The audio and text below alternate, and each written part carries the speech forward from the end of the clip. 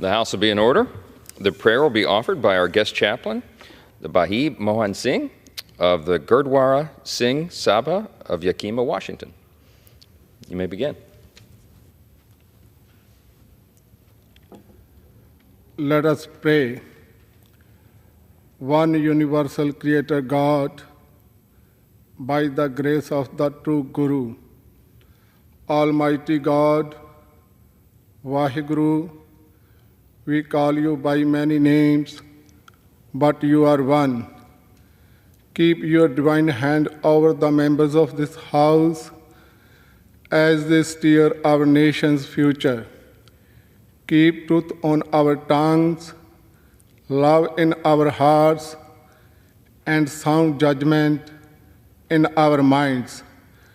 Remind us of our purpose to love, serve, and create a peaceful world. Bless all leaders working for the common good. Give those who govern humility, courage, integrity, and compassion. Release us from ego so we serve selflessly. Help us remember we belong to one family. Recognize the entire human race as one. You are everywhere. All are yours. Whatever is seen is your form. You are one. Watch over our protectors, ensuring our safety and freedom. Homage to worldwide martyrs who fought for liberty, justice, and equality. In the name of Nanak, find everlasting optimism with your will, Almighty God. May there be grace for all humanity. Pranam ਸਮੂਹ ਸ਼ਹੀਦਾਂ ਨੂੰ ਵਾਹਿਗੁਰੂ ਜੀ ਕਾ ਖਾਲਸਾ ਵਾਹਿਗੁਰੂ ਜੀ ਕੀ ਫਤਿਹ।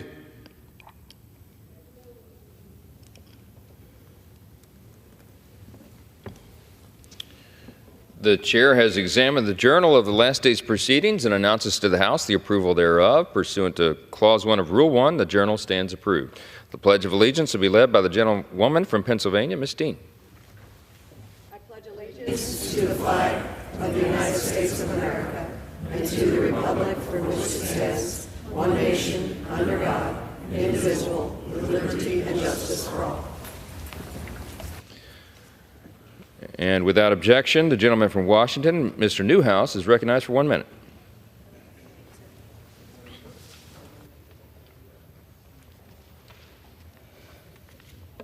Thank you, Mr. Speaker. Today I rise to honor my guest chaplain, Bhai Mohan Singh.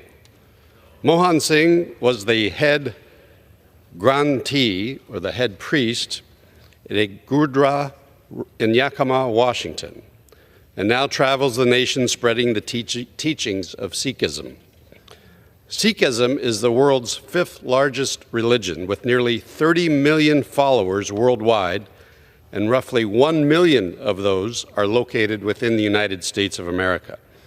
It was founded by Guru Nanak in West Punjab in 1469 and is based on 3 cardinal principles: meditate on God, earn a living by honest means, and share with the less fortunate.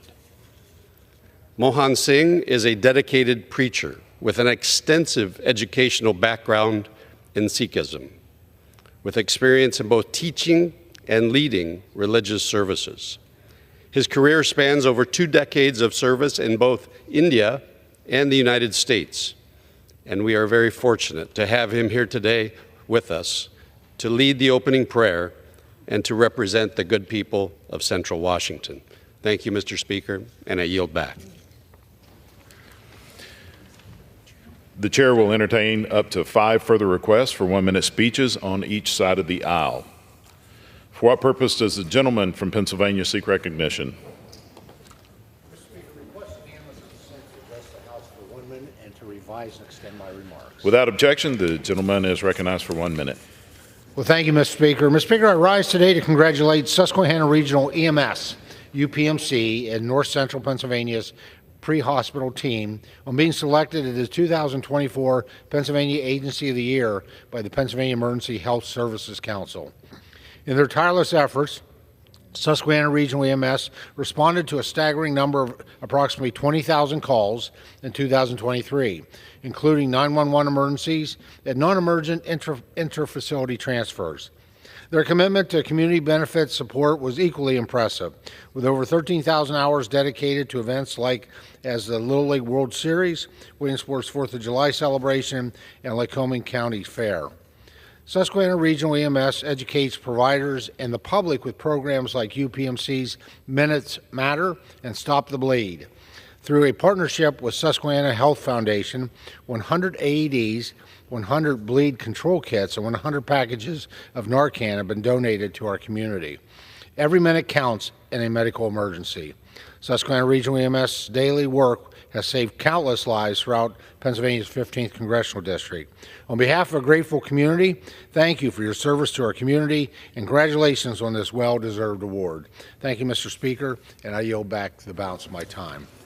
The gentleman yields. For what purpose does the gentlewoman from Texas seek recognition? Without objection, the gentlewoman is recognized for 1 minute. Thank you, Mr. Speaker. Mr. Speaker, I rise today during Immigrant Heritage Month in recognition of the 12th anniversary of the Deferred Action for Childhood Arrivals program known as DACA.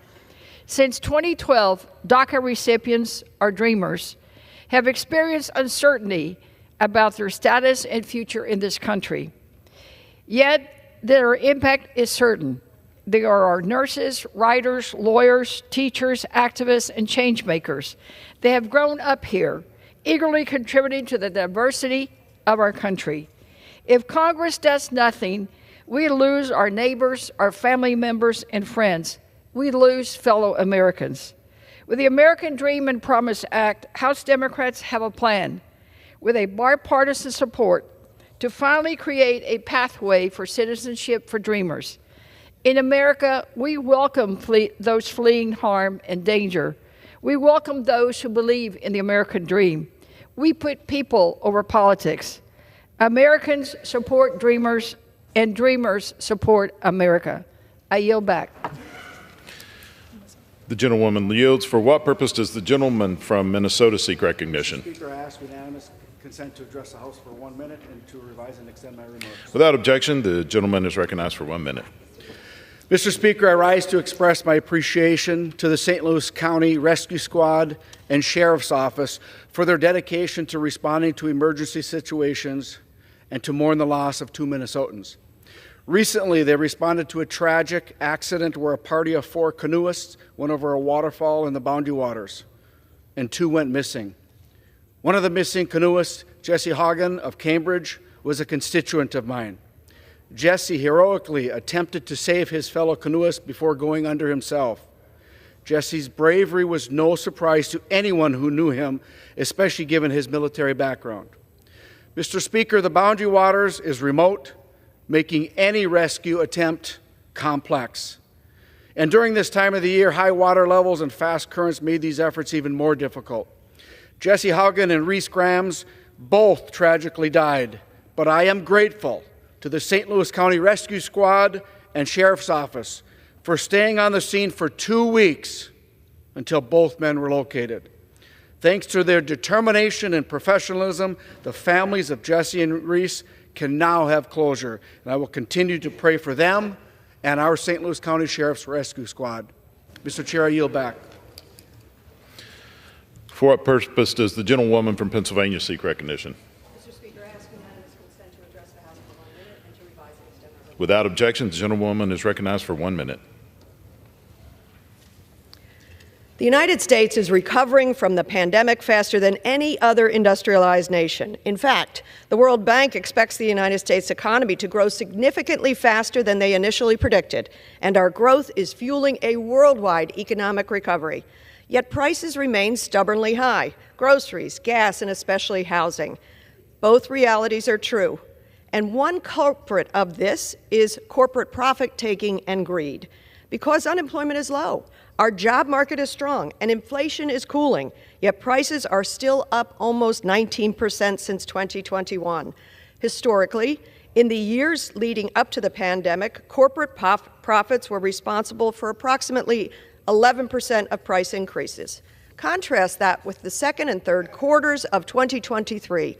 Corporate profits were responsible for more than 50% of price increases. And in the latest quarter of 2023, American corporate profits reached an all-time high of $2.8 trillion. President Biden and congressional Democrats are working to address this manipulation head-on, while my colleagues on the other side of the aisle propose tax cuts for the very corporations taking advantage. It's time to hear real solutions from the so-called leaders of the House. I yield back. For what purpose does the gentlewoman from Iowa seek recognition? I ask for unanimous consent to address the House and revise the plan. Without objection, the gentlewoman is recognized for 1 minute. Mr. Speaker, today we commemorate the 249th birthday of the United States Army. On this day, the Second Continental Congress transformed a local rebellion into a war for independence by establishing the Continental Army, which today is the United States Army. One day after the Army was established, Congress appointed French and Indian War veteran George Washington to be the very first commander of the Army, and the rest is history. The Army's birthday is a day where we can express gratitude for the brave men and women who served and continue to serve in our nation's oldest branch of the military. As one of 38 Army veterans currently serving in the U.S. House of Representatives, I'm honored to recognize this historic milestone. One thing everybody knows about the U.S. Army is that when duty calls, we will rise to the challenge. This will defend. God bless our troops, Iowa, and God bless the United States of America. I'd also like to acknowledge that today, June 14th, is Flag Day. Please remember and honor the values of our flag. I'd like to extend birthday wishes to President Donald Trump. Happy birthday, Mr. President. Mr. Speaker, I yield. For what purpose does the gentleman from Massachusetts seek recognition? Without objection, the gentleman is recognized for 1 minute. Mr. Speaker, I recently visited the Union Square Green Market in New York with Chef Evan Hanser, founder of Little Egg in Brooklyn. Evan is a chef ambassador for Chefs for Healthy Soil, a coalition that promotes the connection between sustainable agriculture and the foods that sustain us. We spoke with farmers who produce nutritious, locally grown food by focusing on soil health and sustainability. They understand the deep connection between the quality of delicious food at restaurants like Little Egg and the quality of the environment in which that food was grown. Access to food is a fundamental human right.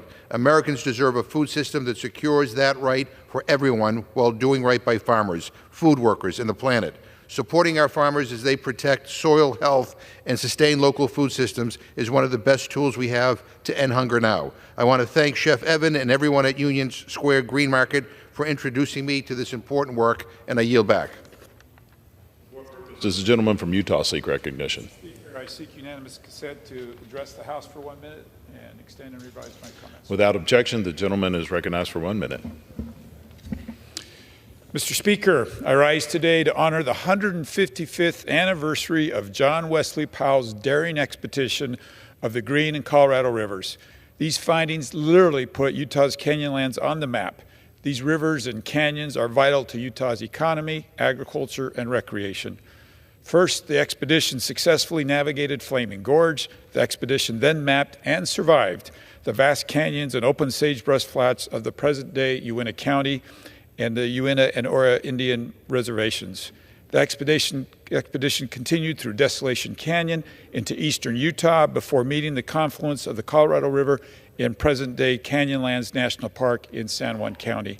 This year, the Uinta County will commemorate the expedition with the musical Let's Go, a John Wesley Powell story, in addition to the 6th annual John Wesley Powell River Festival. These Western heroes created the records for the lands and rivers we are now so grateful to recreate and enjoy safely. I reserve the balance of my time. For what purpose does the gentleman from Texas seek recognition? To address the House for 1 minute to revise and extend my remarks. Without objection, the gentleman is recognized for 1 minute. Thank you, Mr. Speaker, and still I rise. Today I rise to remind us that as we celebrate Juneteenth, let us not forget the men of the 25th Army Corps. General Gordon Granger came into Galveston, Texas to read General Order Number 3, announcing that the enslaved persons had been freed. But it was the 25th Army Corps that came in before General Gordon Granger and liberated Galveston, Texas. They were 1,000 persons who had been enslaved but were now free. The 25th Army Corps deserves recommendation and they deserve commemoration. Let us remember them as well. God bless you, Mr. Speaker, and thank the United States of America. For what purpose does the gentleman from North Carolina seek recognition? I ask unanimous consent to address the House for 1 minute and to revise and extend my remarks. Without objection, the gentleman is recognized. Thank you. We witnessed this week a remarkable baseball contest where in the congressional baseball game, the Republicans defeated the Democrats 31-10. But Mr. Speaker, I rise today to congratulate and recognize some real baseball talent. I rise today to congratulate the T.C. Robertson Rams baseball team for winning North Carolina's High School Athletic Association's 4A state title for the second year in a row. The Rams finished the season with a 14-game winning streak, and the team won a decisive 8-1 shutout victory. The Rams are now just the third 4A school in North Carolina to win back-to-back championships and the first to do so in more than 2 decades. Coach Eric Philippic has mentored this group of young men for more than 13 years, and his dedication has guided them to be better players and better leaders. And hopefully, one day, some of these great athletes will also join our congressional baseball team. Congratulations, Rams. You have again made Western North Carolina proud. I yield back. For what purpose does the gentleman from California seek recognition? Mr. Speaker, to address the body for 1 minute without objection. Without objection, the gentleman is recognized for 1 minute. Mr. Speaker, today I rise to honor the life and legacy of Anna Piercy, a devoted educator, community leader, a mother, and a personal friend. Anna dedicated about 40 years of her life to serving Anaheim Union High School District. Her journey in education started in 1968 as a 7th grade teacher at Trident Junior High School, where she instilled a love for education in all of her students. Anna went on to serve as a member of the Anaheim Union School Board, where she continued to advocate for students and educators. She also went to serve our community as member of Cypress City Council and as Cypress Mayor. Anna leaves behind a lasting legacy survived by her 2 daughters and 6 grandchildren. Anna, I join your family and our community in remembering your legacy. Thank you for your community involvement. Thank you for all you've done for us. We will not forget you. Mr. Speaker, I yield. Pursuant to House Resolution 1287 and Rule 18, the Chair declares the House in the Committee of the Whole House on the State of the Union for further consideration of H.R. 8070. Will the gentleman from Georgia, Mr. Loudermilk, kindly take the chair?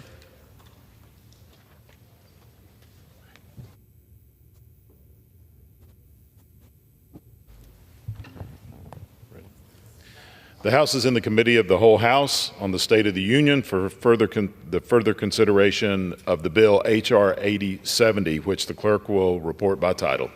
A bill to authorize appropriations for fiscal year 2025 for military activities of the Department of Defense, for military construction, and for defense activities of the Department of Energy to prescribe military personnel strengths for such fiscal year and for other purposes.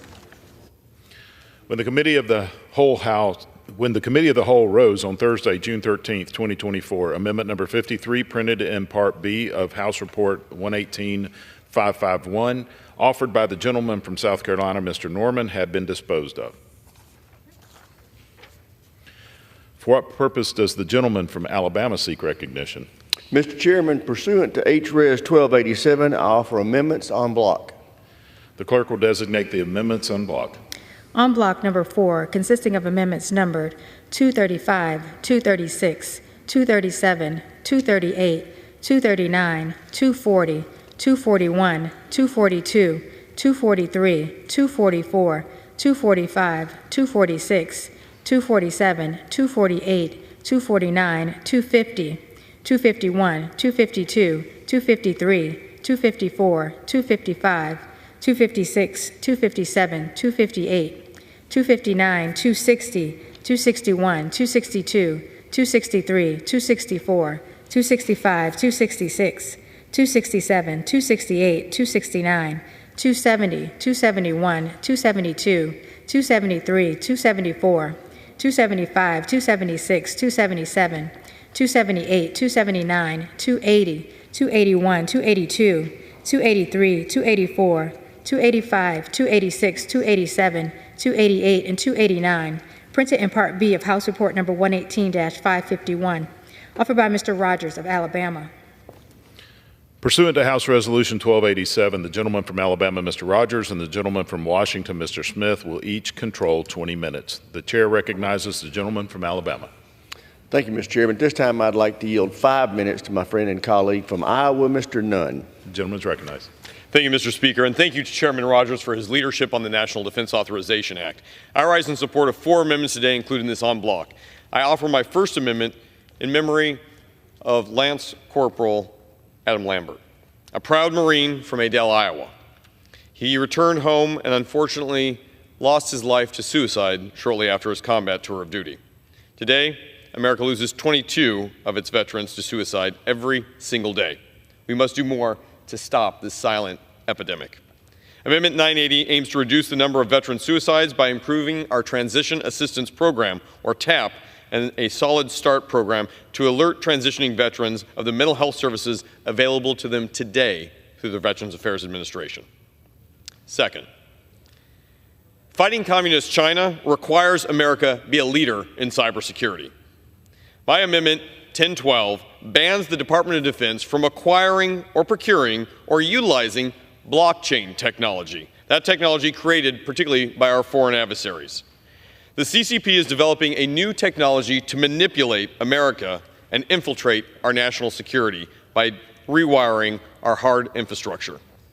America is investing heavily in blockchain technology today, developing a cloud storage technology and technology that is the future of data management for worldwide adoption expected in the next decade. So let me be clear.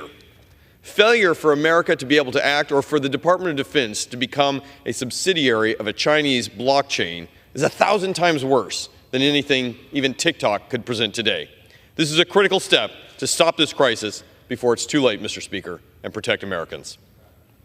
Last, innovation in America's defense demands a public-private partnership, particularly with our most strategic allies. Amendments 1038 and 1055 will counter near-peer adversaries in the Middle East and tackle the tech advances that communist China has made.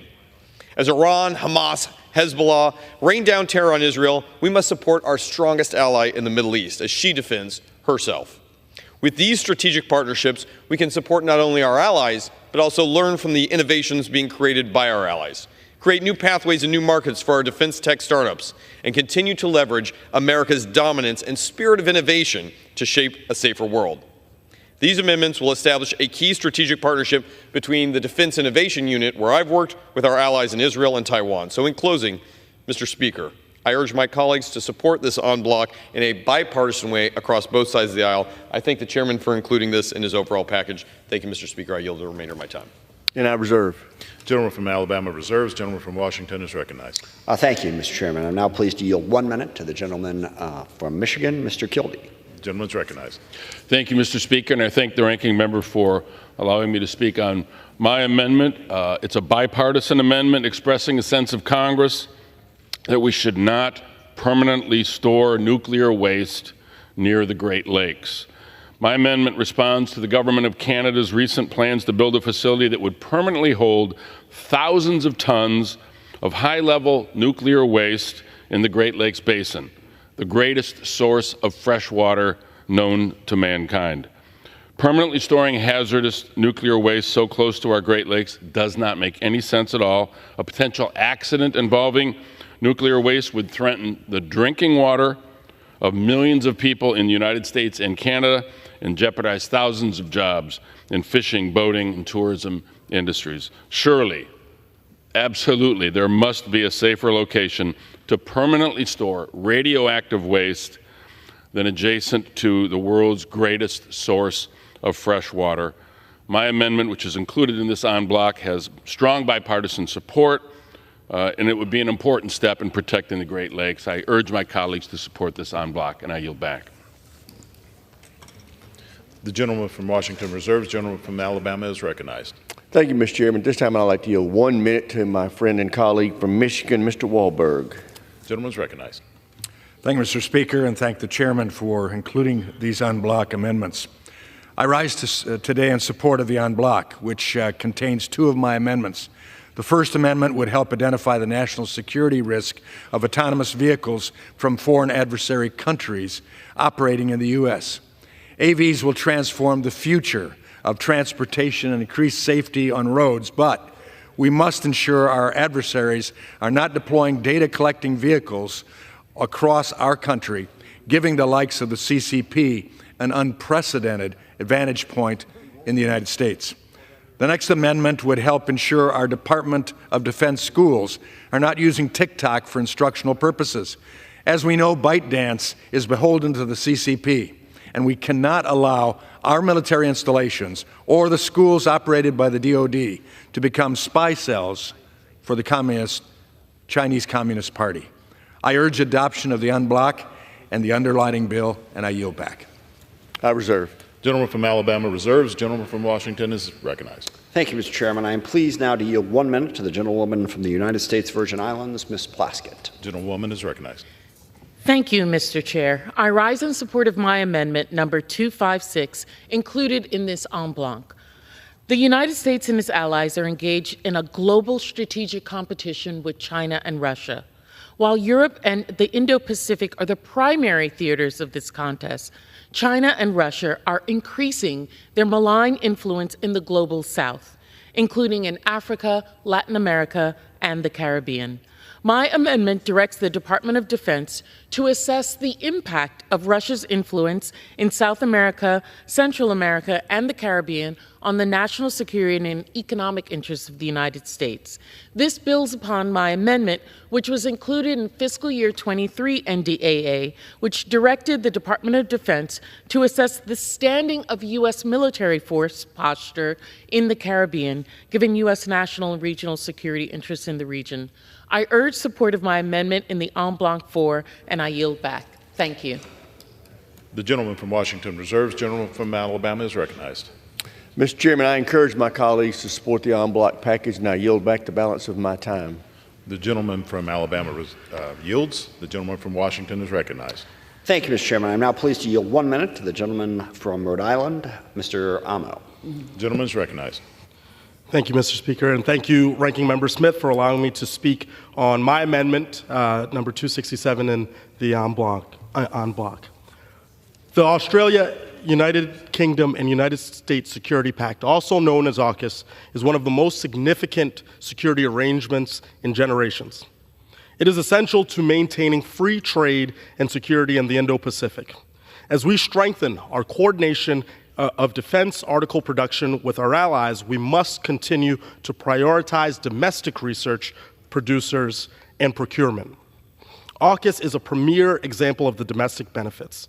The University of Rhode Island and the Naval Undersea Warfare Center Division Newport formed research and education partnerships with Australian partners.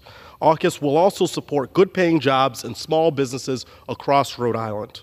My amendment reinforces twin ideas, that AUKUS is critical to protecting national security and that it boosts local economies by enhancing defense production capabilities. Let's ensure the Pentagon promotes and prioritizes domestic production as we work alongside our allies for a safer and more stable future. I urge my colleagues to support this amendment. Thank you, Mr. Speaker, and I yield back. Gentleman yields. Okay, the gentleman yields. I'm sorry, the gentleman from Washington is recognized. Yes, thank you, Mr. Chair. I am now pleased to yield 1 minute to the sorry, I wanted to make sure he was here. I apologize. I'm pleased to yield 1 minute to the gentleman from Texas, Mr. Green. The gentleman's recognized.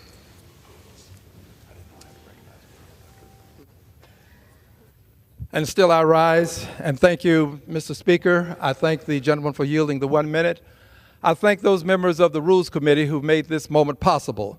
Today I rise to call to the attention a 159-year-old injustice. Milton Holland was given a battlefield promotion. When he received that promotion, it was not validated later on when it was discovered that he was a person of African ancestry. The battlefield promotion he was given was denied because of who he was. He was a member of the Union Army, by the way. He received the Medal of Honor, but could not maintain the promotion that he received for the valor he displayed in battle. This injustice will be corrected today. Every person who votes will be bending the arc of the moral universe toward justice for Milton Holland. Thank you, and I yield back.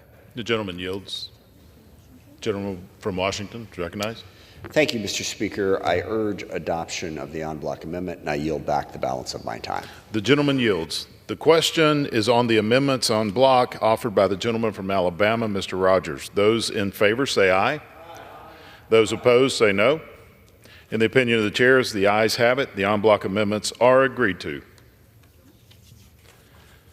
For what purpose does the gentleman from Alabama seek recognition? Mr. Chairman, pursuant to HRIS 1287, I offer en bloc amendments. The clerk will designate the amendments en bloc. En bloc number 5, consisting of amendments numbered 290, 291, 292, 293, 294, 295, 296, 297, 298, 299, 300, 301, 302, 303, 304, 305, 306, 307, 308, 309, 310, 311, 312, 313, 314, 315, 316, 317, 318, 319, 320, 321, 322, 323, 324, 325, 326, 327, 328, 329, 330, 331, 332, 333, 334, 335, 336, 337, 338, 339, 340, 341, 342, 343, 344, 345, 346, 347, 348, and 350, printed in Part B of House Report Number 118-551, offered by Mr. Rogers of Alabama. Pursuant to House Resolution 1287, the gentleman from Alabama, Mr. Rogers, and the gentleman from Washington, Mr. Smith, will each control 20 minutes. The chair recognizes the gentleman from Alabama, Mr. Rogers. Thank you, Mr. Chairman. At this time, I'd like to yield 1 minute to my colleague from Texas, Mr. Self. The gentleman is recognized. Thank you, Mr. Chairman. Mr. Speaker, today I rise in support of my amendment, which requires the Secretary of Defense to review and report on the personnel records of military chaplains who suffered retaliation for seeking a religious accommodation for the COVID-19 vaccine. By way of background, the Department of Defense's COVID-19 vaccine mandate violated service members and chaplains' religious liberty and caused substantial harm to their careers. The DoD handling of the chaplain's religious accommodation request was an utter disgrace, involving blanket dismissals instead of dismissals considered on an individual basis. My amendment seeks to account for the injustices suffered by the military chaplains. The primary duty of chaplains is to provide spiritual guidance to our service members. To do so, like every American, they must be free to follow their conscience without facing retribution from the government they swore to defend. This amendment is an important first step to ensuring that those who serve our country can do so without sacrificing their freedoms, to quote the Declaration of Independence, endowed by their Creator. I urge my colleagues to support this amendment as part of this en bloc package, and I yield back the balance of my time. Gentleman yields. Reserve. Gentleman reserves. Gentleman from Washington is recognized. I reserve my time. Thank you. Gentleman reserves. Gentleman from Alabama is recognized. Thank you, Mr. Chairman. At this time, I'd like to yield 2 minutes to my colleague from New York, Mr. Molinaro. Gentleman is recognized. Thank you, Mr. Chairman, and thanks to Chairman Rogers and his leadership and steadfast support for the men and women of our armed services. Yesterday, I was proud to see 3 of my amendments pass the House, and now appreciate the opportunity to speak about 3 more. My first today amends my first amendment requires critical oversight of the DoD's education, activity, disability, emphasis program to ensure it operates to support the employment, retention, and career advancements of those living with intellectual, physical, and developmental disabilities. Employment opportunities offer those with disabilities the experience to strengthen their soft skills and lead to independent lives. Nearly 70% of working-age people with disabilities are unemployed.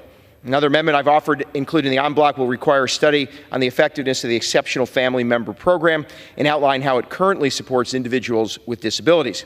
The special needs families cannot be left in the dark and too often are left on the sidelines, so we must ensure that they have the necessary resources and programs to support their family members' special needs.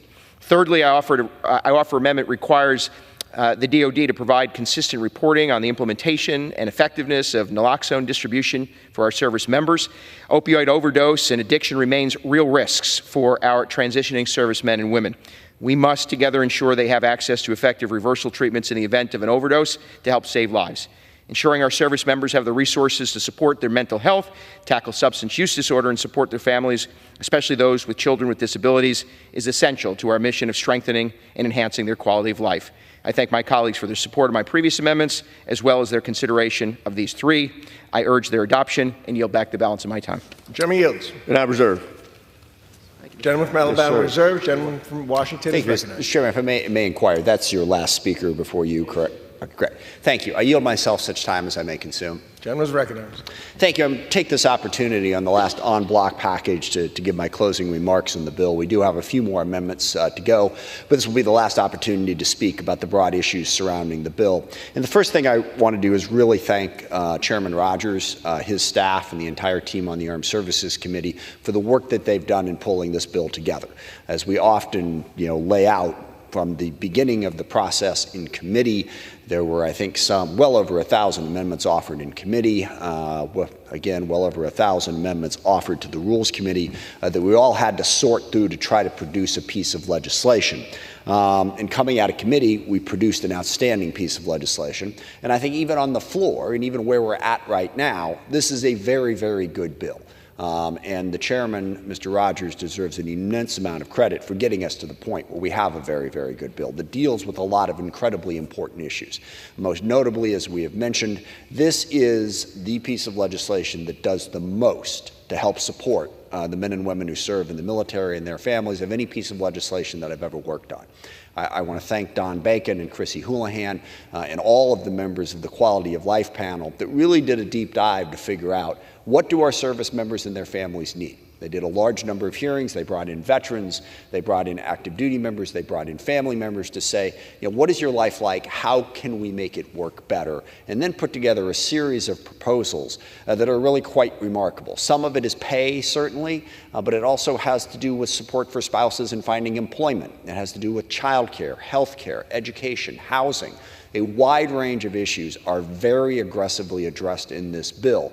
I strongly support those provisions.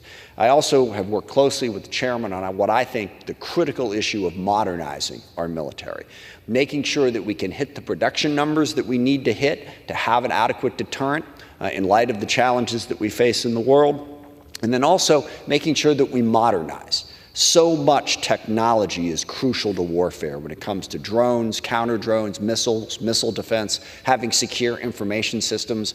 There are a lot of provisions in this bill that put us in a better place to get those technologies quickly and field them. We have a long way to go. I understand that. We're not where we need to be, but we've made a lot of progress, and again, that's a testimony to everybody who worked on this bill. I also want to thank my staff on the Democratic side. We have a real spirit of bipartisanship on this committee that I think serves us well.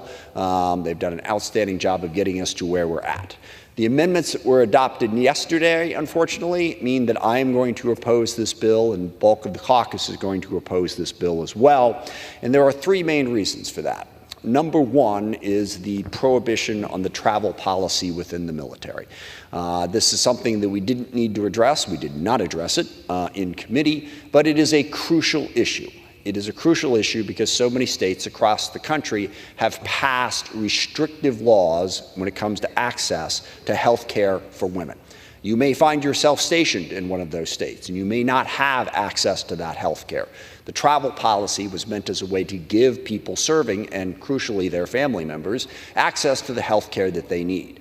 Passing a piece of an amendment to this bill that basically eliminates that access to health care is a readiness problem and is a problem for the military. Women serving, and even if you have a spouse and you are serving, you will have concerns as to whether or not you're going to be able to access the health care that you need. And the stories have been documented over and over again. A woman has a miscarriage, can't get the health care that she needs because of some law that was passed. This is a debate and a struggle that will be fought out state by state across the country, sadly, for years to come. But our service members shouldn't be caught in that debate and denied health care when they need it. That provision alone is extremely problematic. Also, along the health care theme, we have 2 severe restrictions now in this bill on trans people and their families receiving the health care they need. I am not going to presume to say what the right health care is. I'm not a doctor. I'm not a trans person. It should be between them and their doctor. We placed 2 restrictions in this bill that presume that the United States Congress is a better medical professional than a doctor. That is a restriction on that access. And again, it hurts the military. Because not only if you are a trans person serving, but if you're someone who's serving who has a trans child, you now have to wrestle with the fact that if you're in the military, your child's not going to be able to get the health care that he or she may need.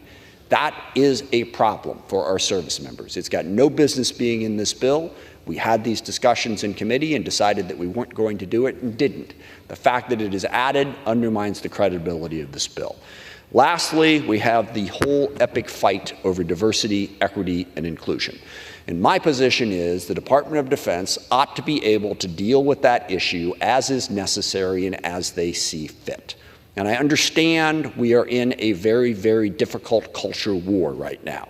But the restrictions in this bill that say you can't do DEI ever for anything fundamentally misunderstand that culture war. I don't think anybody even on that side of the aisle would disagree that this fight is going on. So if you're running the Department of Defense or even a commander of a local base, you have to deal with that, okay? I don't like the extremes on either the left or the right when it comes to this. It's absolutely true that there are some people on the left that interpret diversity, equity, inclusion to mean that basically our country is nothing but a racist country, has never been anything but a racist country, and we ought to teach people that, and that all white people are racist, and we ought to teach people that as well. That's wrong. That's not what the Democratic Party supports. It's certainly not what the Department of Defense is doing right now. On the other side, we have the approach that says racism isn't a thing. Let's pretend that it wasn't ever that big a deal. We don't have to deal with it. Let's just blind ourselves and not deal with it whatsoever, which is equally ridiculous. As I have shown over and over again, there is still a problem with racism. So when you are trying to lead a bunch of young men and women in the military, they come to you with those issues. How do you deal with them? What the Department of Defense very sensibly has done is they have some people who are focused on how do you deal with that? How do you make sure that we're going to work together cohesively as a unit without bias and prejudice? This bill says, nope. You got to ignore it. You got to act like none of this has happened. If you're in the Department of Defense, there's no culture war. There's nothing to be worried about. We're not going to let you deal with it at all. That is a really, really stupid approach.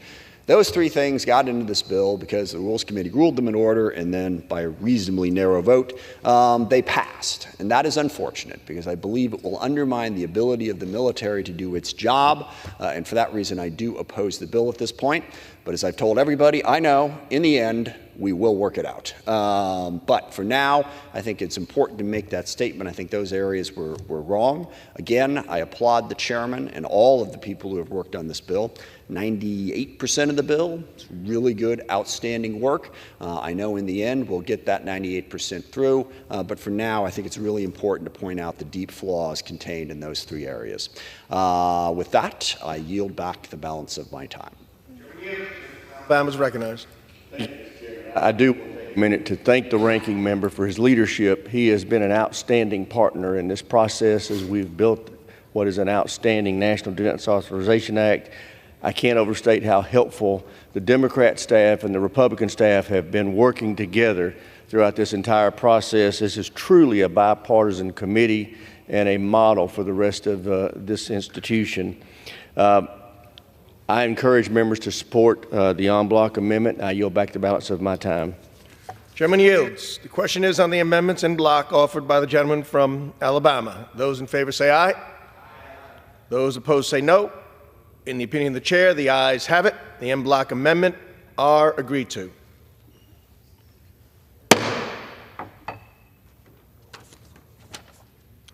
It is now in order to consider amendment number 56, printed in Part B of House Report 118-551.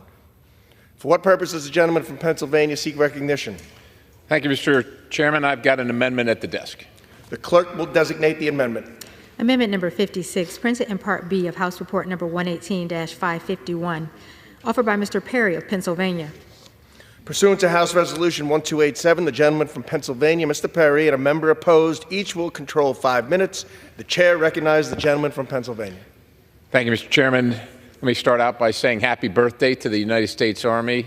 Spent a fair amount of time in my life in uniform in the Army, and it's a defining thing in anybody's life that has spent time in uniform, and it's been a wonderful institution for many, many Americans over a long period of time. Also want to thank the chairman for the work on this bill. I know that while we're debating it here today, and we're going to vote later today, that the work tomorrow for next year's bill will start tomorrow. And so I thank him for his hard work. Mr. Chairman, this amendment is pretty straightforward. It just requires the Secretary of Defense to report on the use of taxpayer-funded union time by DOD employees. We're not saying it's bad. We're not saying it's good. We're not saying it's too much, it's too little. We just want to know what it is. We just want to know. For those who may be unfamiliar, Congress granted certain employees the ability to perform certain tasks for labor unions while on duty. And to be clear, that means that these employees are being paid by our constituents to work for union activities instead of doing the job that they were hired to perform. I think maybe it'd be fine if we said in the job description, your job is to do organized labor activities, but that's not what's in the job description. The job description is what's needed for the country, for the Department of Defense, but instead of doing that work, you're doing other work. And unacceptably, the statistics on the use of official time are very few and far between.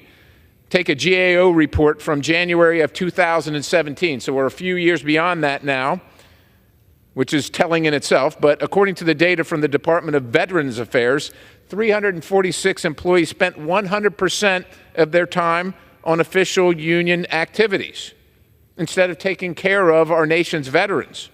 Now, the Trump administration took some steps to improve transparency, including actually reporting the use and the cost of official time by agencies.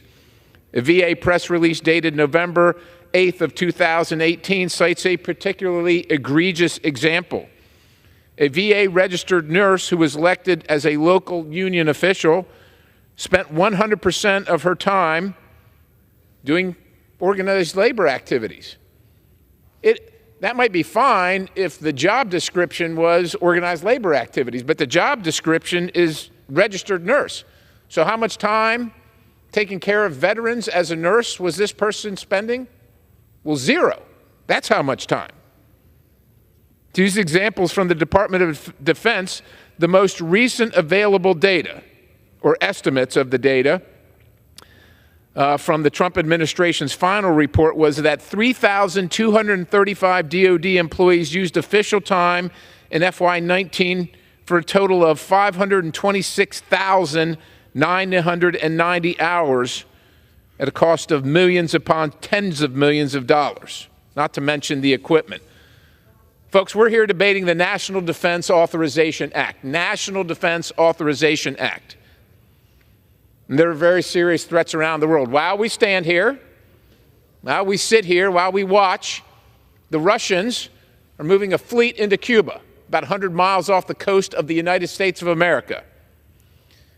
And I don't know about you, but for me, I want every DOD employee focused on keeping America safe.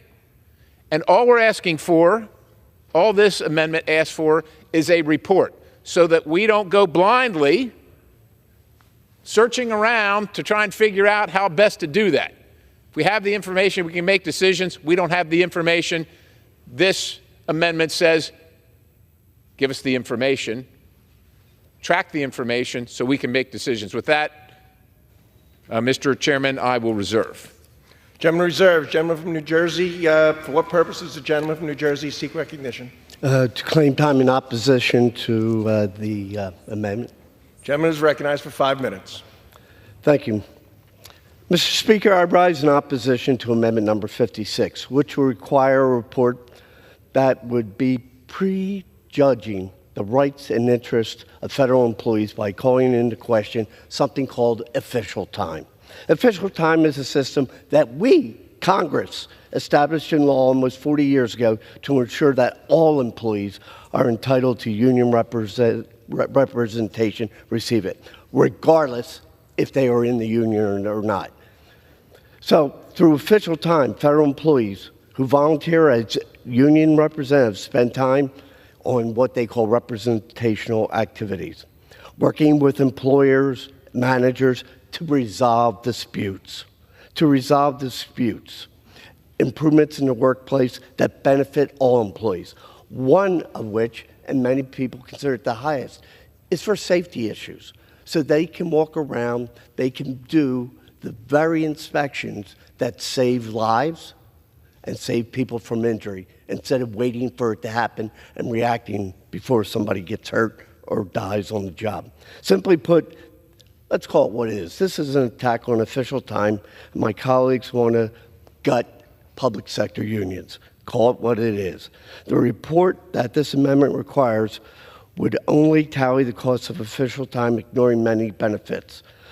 That official time provides management as well for workers, their safety, and the production. Workers have the right to have a voice on the job. They have that right. That's exactly what the official time provides for. I know that in the workplace it becomes more productive, efficient when management and workers come together. This amendment would lay the groundwork to take this in a different direction. As co-chair of the Labor Caucus, I want to continue to oppose these efforts to take away rights from workers. And when we look back at some of the history on this, it's been incredible. This has been an enhancement for the government. There's been report after report on this already. But the bottom line is this is about protecting workers on the job who become more protective of the people, the workers on the job. And Mr. Chairman, I reserve. Gentleman reserves. Gentleman from Pennsylvania is recognized. Thank you, Mr. Chairman. Well, there are many things that I agree with the gentleman, my friend on the other side of the aisle. These are important tasks that need to be done. Disputes need to be resolved. We all care about the people that are working for the federal government.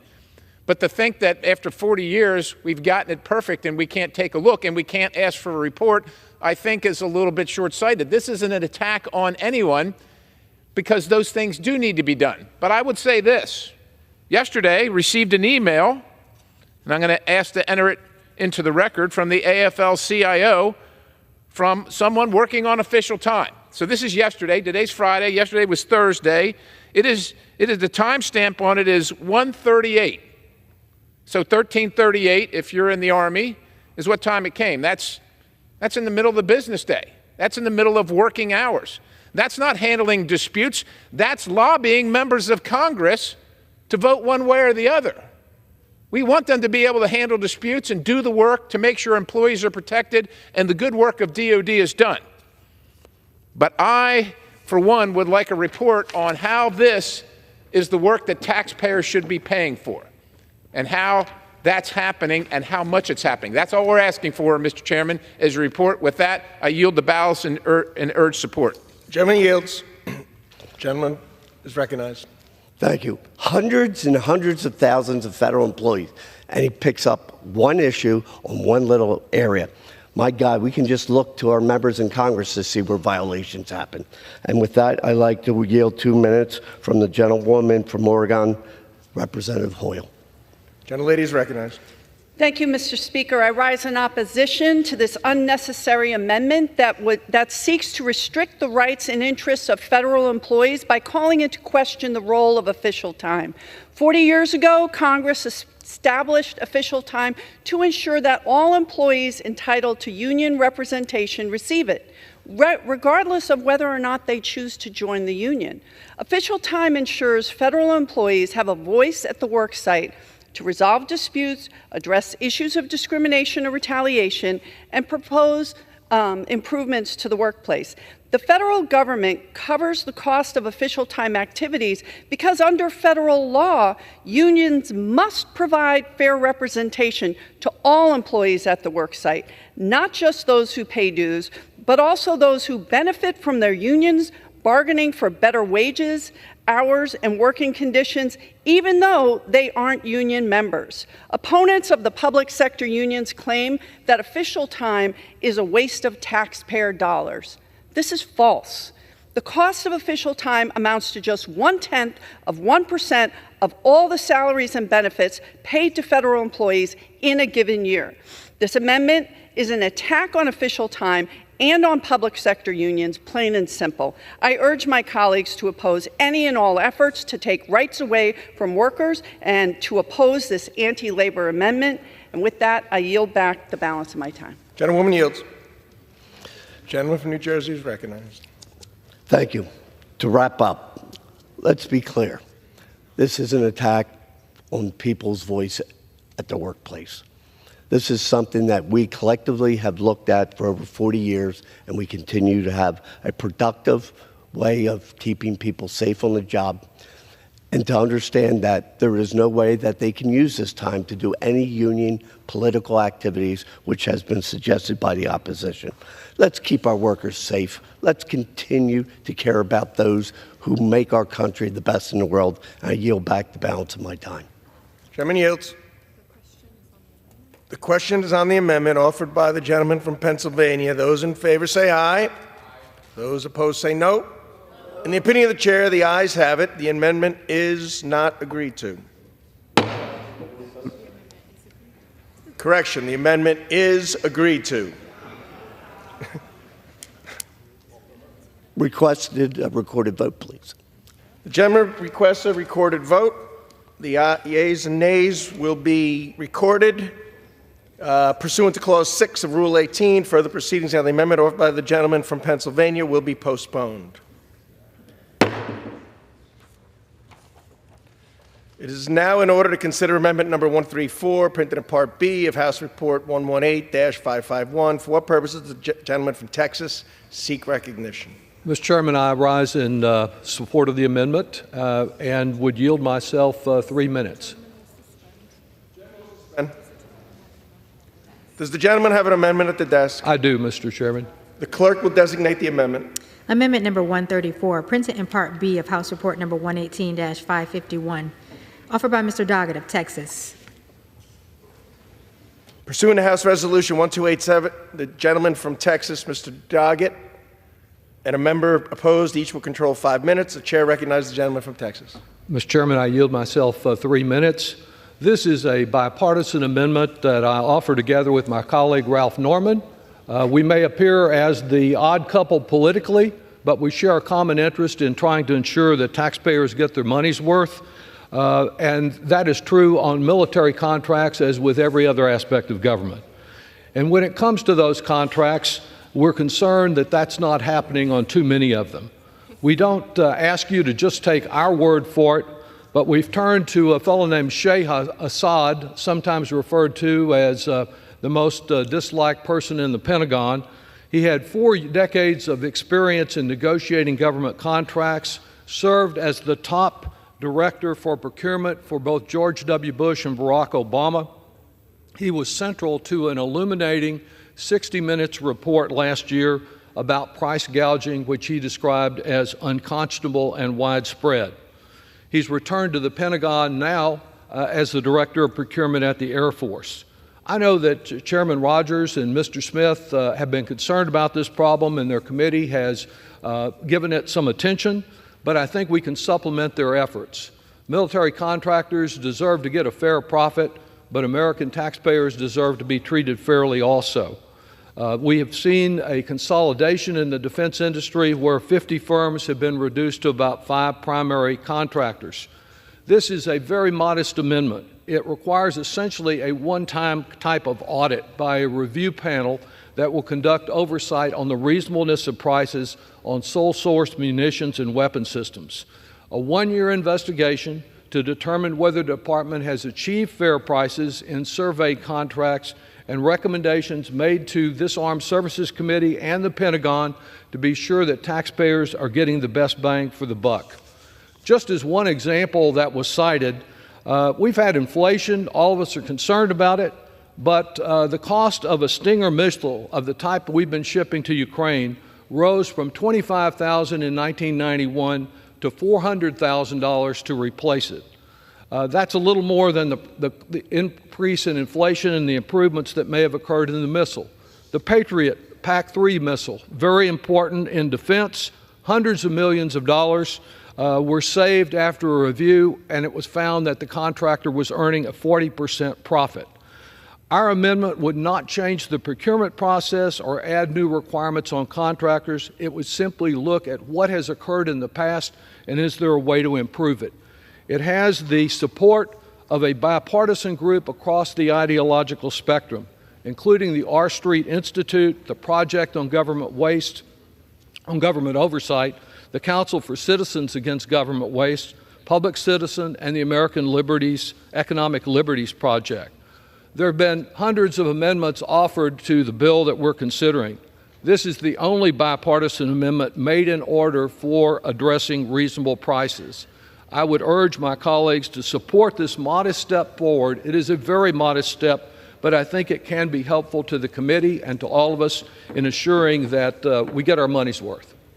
I yield. Gentleman yields. I would reserve the rest of my time. Gentleman reserves. Gentleman from Alabama. For what purpose does the gentleman from Alabama seek recognition? Mr. Chairman, I rise to claim time in opposition. Gentleman is recognized for 5 minutes. I yield myself such time as I may consume. Gentleman is recognized. I wholeheartedly agree with the gentleman's desire to ensure the department obtains fair and reasonable prices. The committee has done a lot to reform that process and crack down on waste, fraud, and abuse over the last few years. However, I believe I speak for both sides when I say we have some concerns that this amendment may be redundant to ongoing efforts, as well as efforts we required of the Inspector General to undertake in last year's NDAA. We also have some questions about how the amendment would be executed. However, if the gentleman would agree to work with us to address these concerns as the bill moves forward, I would be prepared to accept this amendment at this time. And I yield to the gentleman. I am eager to work with you on it. I appreciate your comments and will be delighted to work with you. Sometimes this offer to work ends and begins at once. So long as this is not going to turn into mush in the conference committee or be totally dropped, I'm ready to work with you and cooperate. I appreciate it. We so often, as you know, hear about waste, fraud, and abuse as being able to finance essentially the whole government. And I know there are many contractors that are doing their job. They're vital to our security, but I hope we can work together and find a way to get at the core of this problem and save taxpayers money as at the same time we keep our military second to none. I thank the gentleman for agreeing to work with us, and we will work with you, and I agree to accept the amendment, and I yield back the balance of my time. Yields. I yield back. Gentleman yields. The question is on the amendment offered by the gentleman from Alabama. The gentleman from Texas. Those in favor say aye. Aye. Aye. Those opposed say no. In the opinion of the chair, the ayes have it. The amendment is agreed to.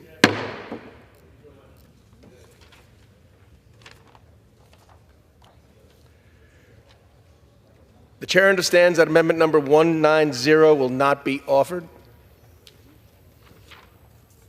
It is now in order to consider amendment number 228, printed in Part B of House Report 118-551. For what purpose does the gentleman from Michigan seek recognition? Mr. Speaker, I rise today to speak in favor of floor amendment 228. The clerk will designate the amendment. Amendment number 228, printed in Part B of House Report number 118-551, offered by Mr. James of Michigan. Pursuant to House Resolution 1287, the gentleman from Michigan, Mr. James, and a member opposed, each will control 5 minutes. The chair now recognizes the gentleman from Michigan. Thank you, Mr. Speaker. This amendment revises Section 1725 of the base text to strengthen the current reporting language regarding South Africa by including my legislation, H.R. 7256, the U.S.-South Africa Bilateral Relations Review Act, that passed House Foreign Affairs Committee markup with strong bipartisan support back in March. This legislation would simply require the Biden administration to make a determination on whether South Africa's actions are undermining the United States' national security or foreign policy interests, and conduct a full review of the bilateral relationship between the U.S. and South Africa. The only way that this would be threatening is if the ANC is actually undermining the United States and our partnership with the South African people. It is important to show the South African people that the United States is aware of its plight, and it is important to show the American people that we will no longer be played for fools. Mr. Speaker, on March 20th, 2024, the ranking member of House Foreign Affairs Committee reminded us that a year and a half ago, the Biden administration put out a U.S. strategy toward sub-Saharan Africa. So how's that going? In the last year and a half in Sudan, 10 million displaced, 15,000 fatalities, 5 million on the brink of starvation. The world's largest humanitarian crisis rages while external actors fuel the fight without repercussion. In the last year and a half, across the Sahel, the epidemic of coups has resulted in severe democratic retreating, with the forced withdrawal of U.S. military personnel from Niger being the latest example. In the last year and a half, in Central Africa, the conflict in eastern DRC threatens to escalate and destabilize an entire region. In the last year and a half, in Ethiopia, 15 to 30,000 have already died. 8 million have fled their homes. 25 million people, including 14 million children, are in desperate need of food, water, and medicine. Mr. Speaker, in the past year and a half, the situation in the continent of Africa has gotten even more bleak. Are we so naive to believe that the same U.S. strategy that got it so wrong throughout the rest of sub-Saharan Africa somehow got it right in South Africa? As the chairman of the Subcommittee on Africa, I'm acutely aware of South Africa's important role on the African continent, and I'm proud that the United States has held cordial relationships with South Africa for nearly my entire life. Over $8 billion in the very important PEPFAR assistance program since 2003, and growth in trade from $13.9 billion to $21 billion in 2021. In fact, South Africa has been the United States' largest trading partner in Africa since 2014 and is home to over 600 American businesses. However, it's clear to me that the ANC of today is no longer the party of Mandela. The ANC continuously moves away from its traditional stance of non-alignment in international affairs and has displayed consistent and overt anti-Israel sentiment in the wake of the devastating October 7th attacks against our #1 ally in the Middle East. These include then South Africa Foreign Minister Pandor accepting a call from the Hamas leader on October 17th and visiting Tehran to meet with former President Raisi on October 22nd. South Africa filing politically motivated and unfounded case against Israel in the International Court of Justice. And then Foreign Minister Pandor stating just back in March this year that South Africa will arrest Israeli South Africans who are fighting back in the Israeli Defense Force upon their return and could even strip them of their citizenship. In addition to this overt anti-Israel sentiment, the ANC has increased its alignment with the People's Republic of China, the Russian Federation as well. And in February 2023, on the anniversary of Russia's invasion of Ukraine, the ANC hosted joint military exercises with Russia and China off the coast of South Africa. Excuse me, I'm a military veteran. These drills and exercises are practicing killing American sailors and soldiers. Additionally, the ANC hosted the BRICS conference in Johannesburg in August 2023. I'm also concerned at recent allegations of illicit financing flowing to the ANC from Russia and other malign actors. In December, the ANC allegedly accepted 10 million rand from the Kremlin-backed holding company called Chancellor House Trust. Prior to this donation, the ANC was all but bankrupt, and law enforcement had begun to seize assets at the ANC campaign headquarters in Johannesburg. Similar allegations exist relating to Iran. I'm concerned that Russia and Iran are seeking to buy official influence in South Africa. It is fundamental right of every sovereign nation to chart its own direction. Hear me clearly. But actions have consequences and repercussions. American people have choices too. And I believe that the potential U.S.-South Africa relationship is only fair that South Africa, if it remains If it desires to remain a U.S. close partner, it needs to meet us halfway. The current uncertainty in South Africa following last month's elections makes the determinations required by this amendment all the more timely. In order to strategically engage with South Africa, it is necessary to ensure the United States government has a contemporary review of the bilateral relationship. That is what this amendment does. It requires a certification and a review that will ensure that the entirety of the U.S. government is aligned to the realities of the current U.S.-South Africa bilateral relationship. Gentleman's time has expired. Gentleman yields. For what purpose does the gentlewoman from California seek recognition? Mr. Speaker, I rise to claim time in opposition to the James Amendment. Gentlewoman is... I'm sorry. Apologies. I opposed this bill when it was considered in the Foreign Affairs Committee, and I oppose this amendment today. South Africa is a key partner of the United States and has been critical to driving innovation and investment on the continent of Africa. It is also true that South Africa has taken a number of policy stances I do not agree with and don't believe are helpful to advancing further peace and prosperity, including an all too forgiving stance on Russia. But if our goal as the United States is to achieve an open and cooperative partnership with South Africa that advances both our countries' interests, this amendment will not accomplish that. Almost 2 years ago, the Biden administration put out a U.S. strategy toward sub-Saharan Africa, noting it is impossible to meet today's defining challenges without African contributions and leadership.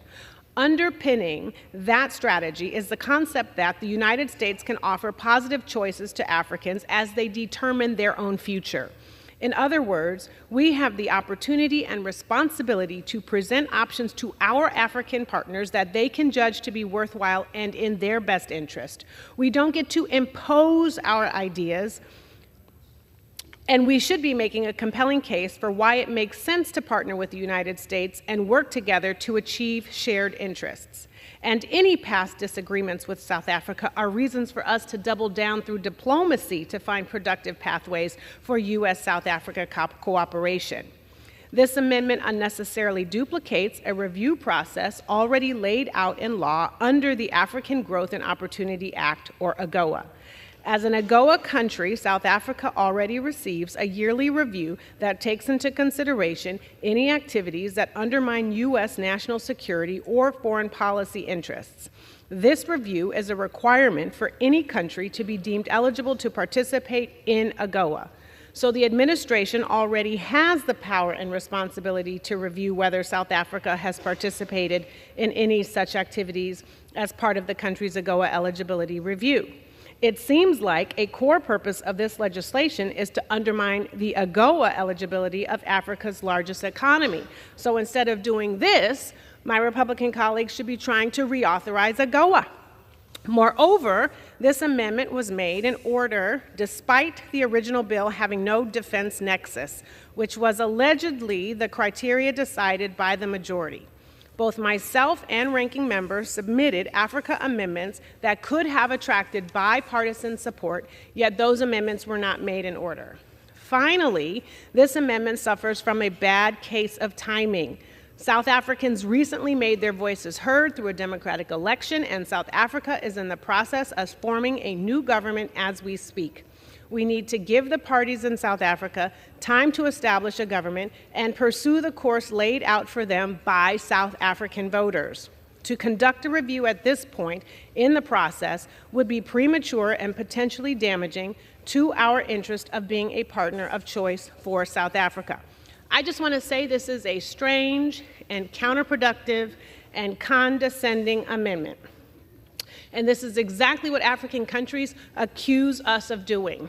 They say, why do you wag your finger at us and tell us what we can't do? But then you don't do that to any other country. And they are right. They are not colonies. They are countries, independent. And this tired approach is what they are asking us to stop doing. We would not do this to any country in Europe or in Asia. So why are we doing this to an African country?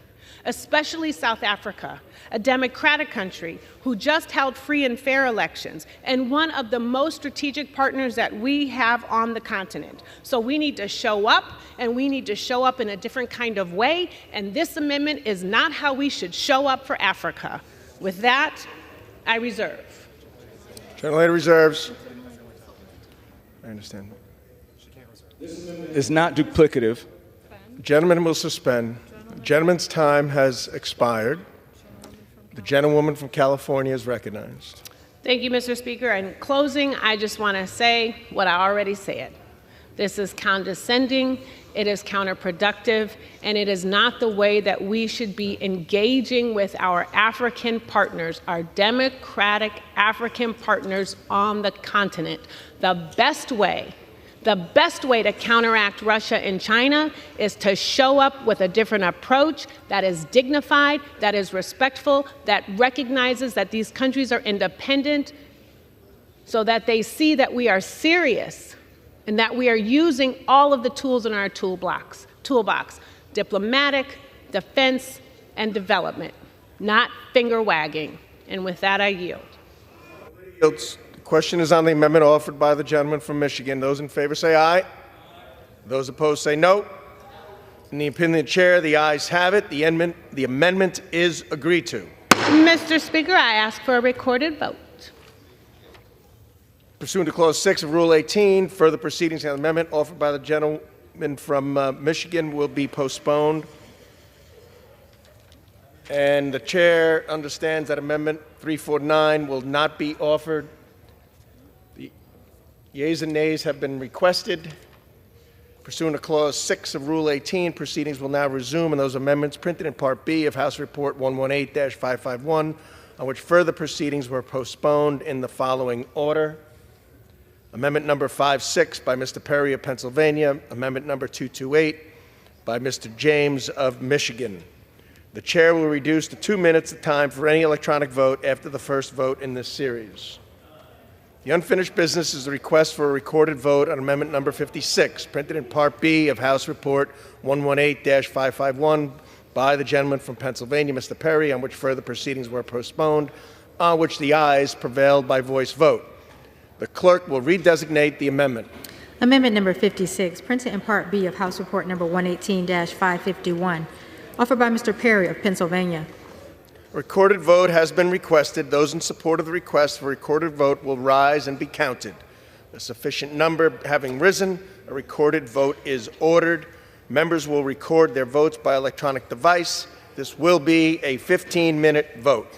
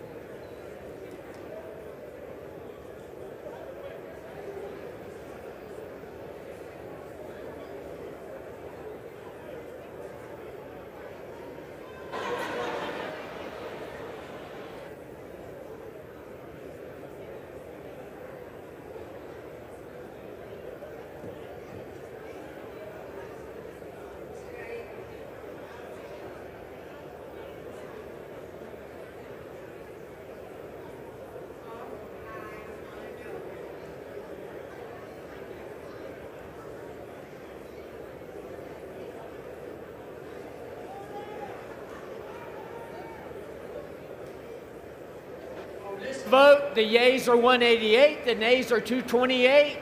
The amendment is not adopted. The unfinished business is a request for a recorded vote on amendment number 228, printed in Part B of House Report 118-551 by the gentleman from Michigan, Mr. James, on which further proceedings were postponed and on which the ayes prevailed by voice vote. The clerk will redesignate the amendment. Amendment number 228, printed in Part B of House Report number 118-551, offered by Mr. James of Michigan. A recorded vote has been requested. Those in support of the request for a recorded vote will rise and be counted. A sufficient number having risen, a recorded vote is ordered. Members will record their votes by electronic device. This will be a 2-minute vote.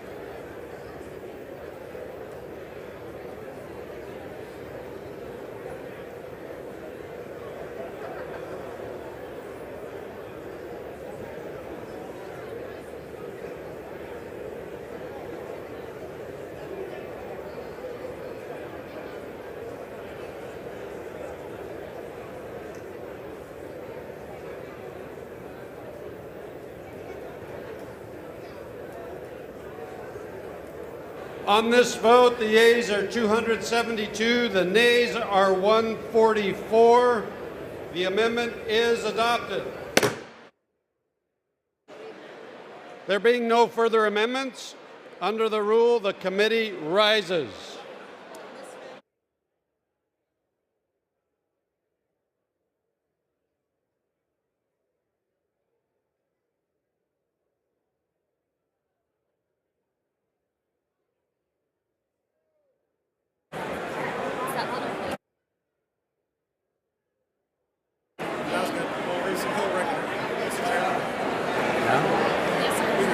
Mr. Speaker, the Committee of the Whole House on the State of the Union has had under consideration H.R. 8070, and pursuant to House Resolution 1287, I report the bill as amended by that resolution and by the House on June 13, 2024, back to the House with sundry further amendments adopted in the Committee of the Whole.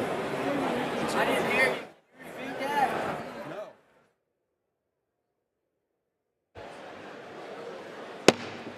The chair of the Committee on the Whole House on the State of the Union reports that the committee has had under consideration the bill H.R. 8070 and pursuant to House Resolution 1287 reports the bill as amended by that resolution and by the House on June 13, 2024, back to the House with sundry further amendments adopted in the Committee of the Whole. Under the rule, the previous question is ordered. Is a separate vote demanded on any further amendment reported from the Committee of the Whole? If not, the chair will put them in gross. The question is on the adoption of the amendments. Those in favor, please say aye. Those opposed, please say no. The ayes have it. The amendments are adopted. The question is on engrossment and third reading of the bill. Those in favor, please say aye. Those opposed, please say no. The ayes have it. Third reading. A bill to authorize appropriations for fiscal year 2025 for military activities of the Department of Defense, for military construction, for defense activities of the Department of Energy, to prescribe military personnel strengths for such fiscal year and for other purposes.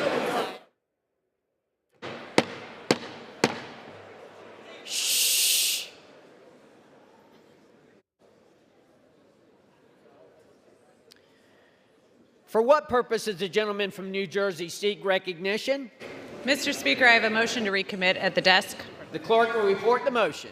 Ms. Sherrill of New Jersey moves to recommit the bill H.R. 8070 to the Committee on Armed Services. Pursuant to Clause 2B of Rule 19, the previous question is ordered on the motion to recommit. The question is on the motion to recommit. Those in favor, please say aye. Those opposed, please say no. In the opinion of the chair, the noes have it. Mr. Speaker, I ask for the yeas and nays. The yeas and nays are requested. Those favoring a vote by the yeas and nays will rise. A sufficient number having risen, the yeas and nays are ordered. Members will record their votes by electronic device.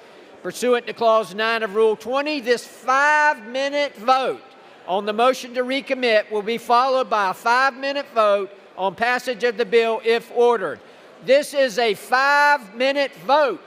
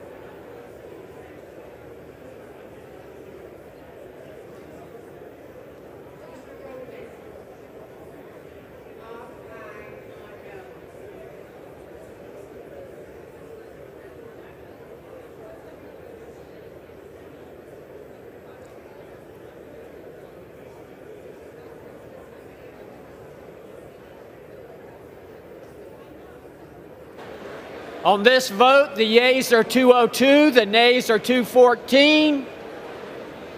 The motion is not adopted. The question is on passage of the bill. Those in favor, please say aye. Those opposed, please say no. The ayes have it. Mr. Chairman. For what purposes, gentlemen from Washington, seek recognition? I request a recorded vote. A recorded vote is requested. Those favoring a recorded vote will rise. A sufficient number having risen, a recorded vote is ordered. Members will record their votes by electronic device. This is a 5-minute vote.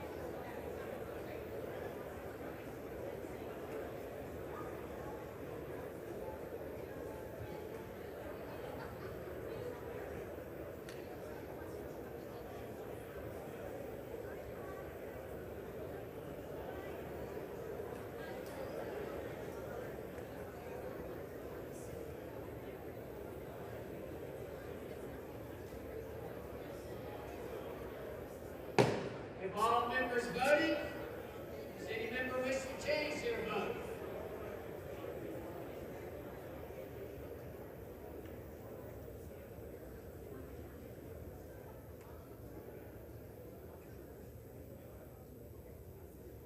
On this vote, the yeas are 217, the nays are 199. The bill is passed. Without objection, a motion to reconsider is laid on the table.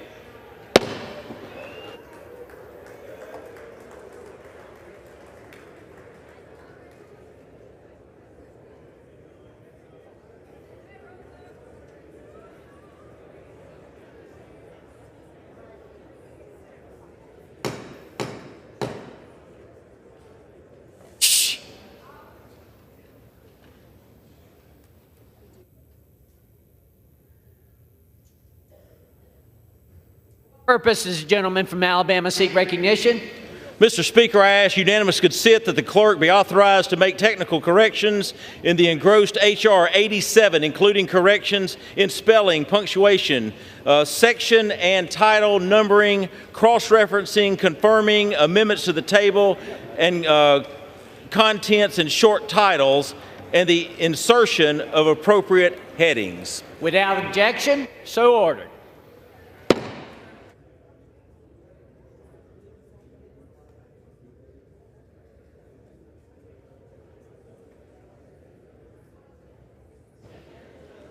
For what purpose does the gentlewoman from Colorado seek recognition? Mr. Speaker, I ask unanimous consent that I may hereafter be considered as the first sponsor of H.R. 4213, the Conservation Enhancement Program Improvement Act, a bill originally introduced by Representative Buck of Colorado for the purposes of adding co-sponsors and requesting reprintings pursuant to Clause 7 of Rule 12. Without objection, so ordered.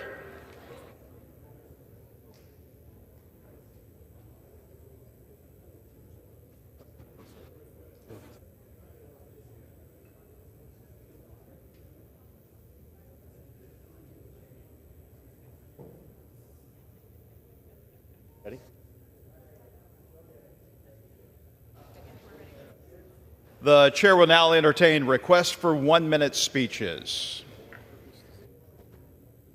A gentlewoman from New York is recognized for 1 minute. For what purpose does the gentlewoman rise?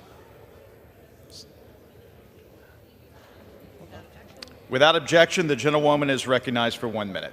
Thank you, Mr. Speaker. This week, 8 suspected terrorists with ISIS ties were arrested in New York City, Los Angeles, and Philadelphia after crossing our southern border from Tajikistan, where they supposedly were vetted and then released into our interior.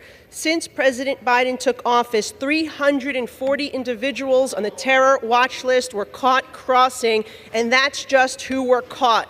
Who else is among the 10 million individuals that this administration has allowed to enter after making its 60 different policy changes to undo the border security measures of President Trump? Well, we know he's allowed in drug traffickers, murderers, robbers, those who have assaulted police officers, and even an individual who shot 2 police officers in New York City a week ago. How many more before President Biden takes action and undoes his disastrous policies, and how many more until cities like mine undo their dangerous sanctuary policies that not only protect these individuals, but force the taxpayers of New York and America to house them and provide all sorts of free services to their benefit? I yield back. For what purpose does the gentlewoman from Ohio seek recognition? Without objection, the gentlewoman is recognized for 1 minute.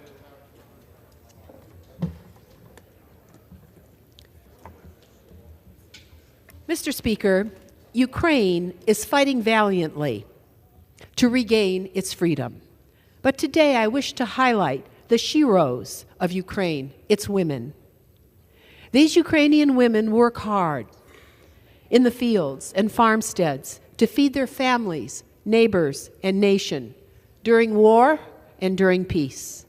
These women labor day after day in the hot sun. By hand, you should see their hands.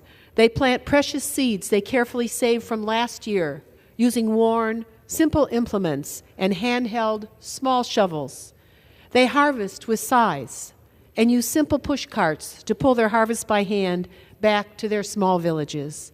Under-equipped, they toil year after year as best they can against the forces of nature, of the seasons, of the hard-scrabble circumstances of their dear lives.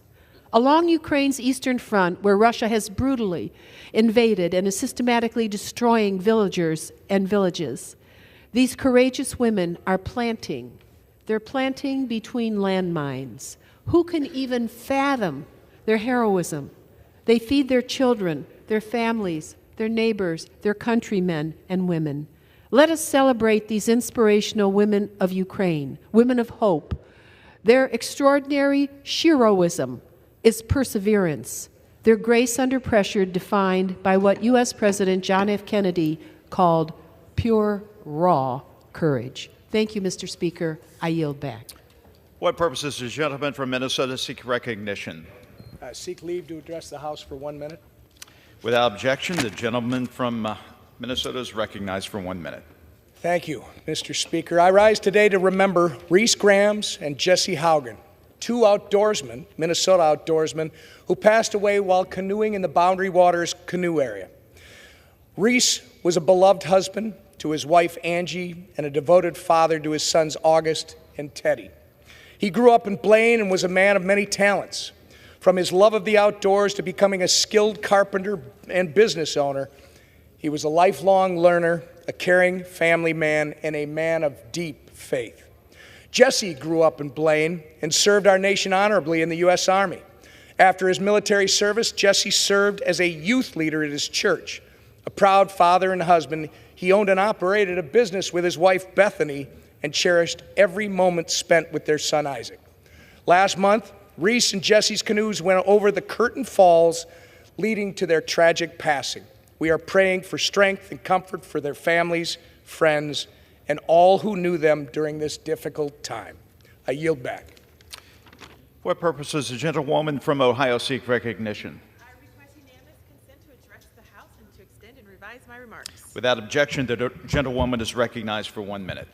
Thank you, Mr. Speaker. I rise today to recognize Caden McClure as Ohio's 13th Congressional District Champion of the Week. Caden is a senior at Green High School, and he became the 2024 Division I Boys Pole Vaulting State Champion at the State Championship meet in Dayton this past weekend. Several pole vaulters at the meet attempted to jump 16 feet, but after 3 attempts, Caden was the only one to successfully clear this incredible jump to secure the state title. The win capped off a very successful season for senior Caden McClure, as he is the fourth pole vaulter from Green High School to win the state title. He also continued his family's history of dominance in this event by winning this year's state title because he followed his brother Connor, who set the Division I state pole vault record of 17 feet 3 inches back in 2001. Congratulations once again to Caden McClure for this very impressive victory. You have made your school, your family, and our community very proud, and I can't wait to see what you do next. You are the reason why Ohio's 13th Congressional District is the birthplace of champions. Thank you, Mr. Speaker, and I yield back. For what purposes does the gentleman from Georgia seek recognition? Ask unanimous consent to address the House for 1 minute to revise and extend my remarks. Without objection, the gentleman is recognized for 1 minute. Mr. Speaker, I rise today to congratulate the Valdosta State men's tennis team on their recent national championship. The Blazers tennis team had an impressive season. They finished the year with an overall record of 26-3. In conference play, the team finished 8-1 and were named the Gulf South Conference champions. At the Division II National Championship Festival in Orlando, Florida, Valdosta State battled for the chance to earn their third national title in school history. After beating Flagler College 4-3 in the final match, the Blazers earned the title of national champions as well as the #1 team ranked in the Intercollegiate Tennis Association. Boric Skirkir, Rodrigo Cavallo, Toshiga Tako, and Luca Mack also earned Intercollegiate Tennis Association Division II All-American honors. Congratulations to head coach John Hansen and the entire men's tennis team on an outstanding season and a national championship. Thank you, Mr. Speaker. Now yield back. What purpose does the gentlewoman from North Carolina seek recognition? I ask unanimous consent to address the House for 1 minute to revise and extend my remarks. Without objection, the gentlewoman is recognized for 1 minute.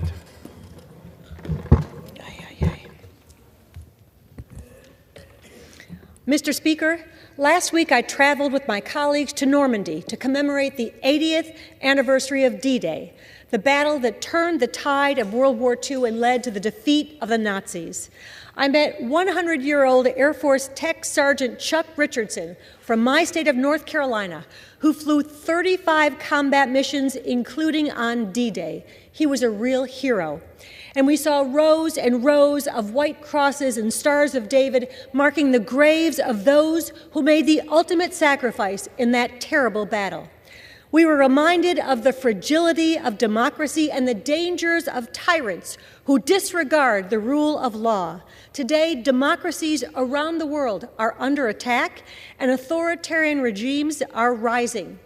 D-Day proved that brave Americans working together could save the free world. We must put partisan divides aside and once again provide the leadership the world so desperately needs. For what purpose does the gentleman from Georgia seek recognition? Ask unanimous consent to address the House for 1 minute to revise and extend my remarks. Without objection, the gentleman is recognized for 1 minute.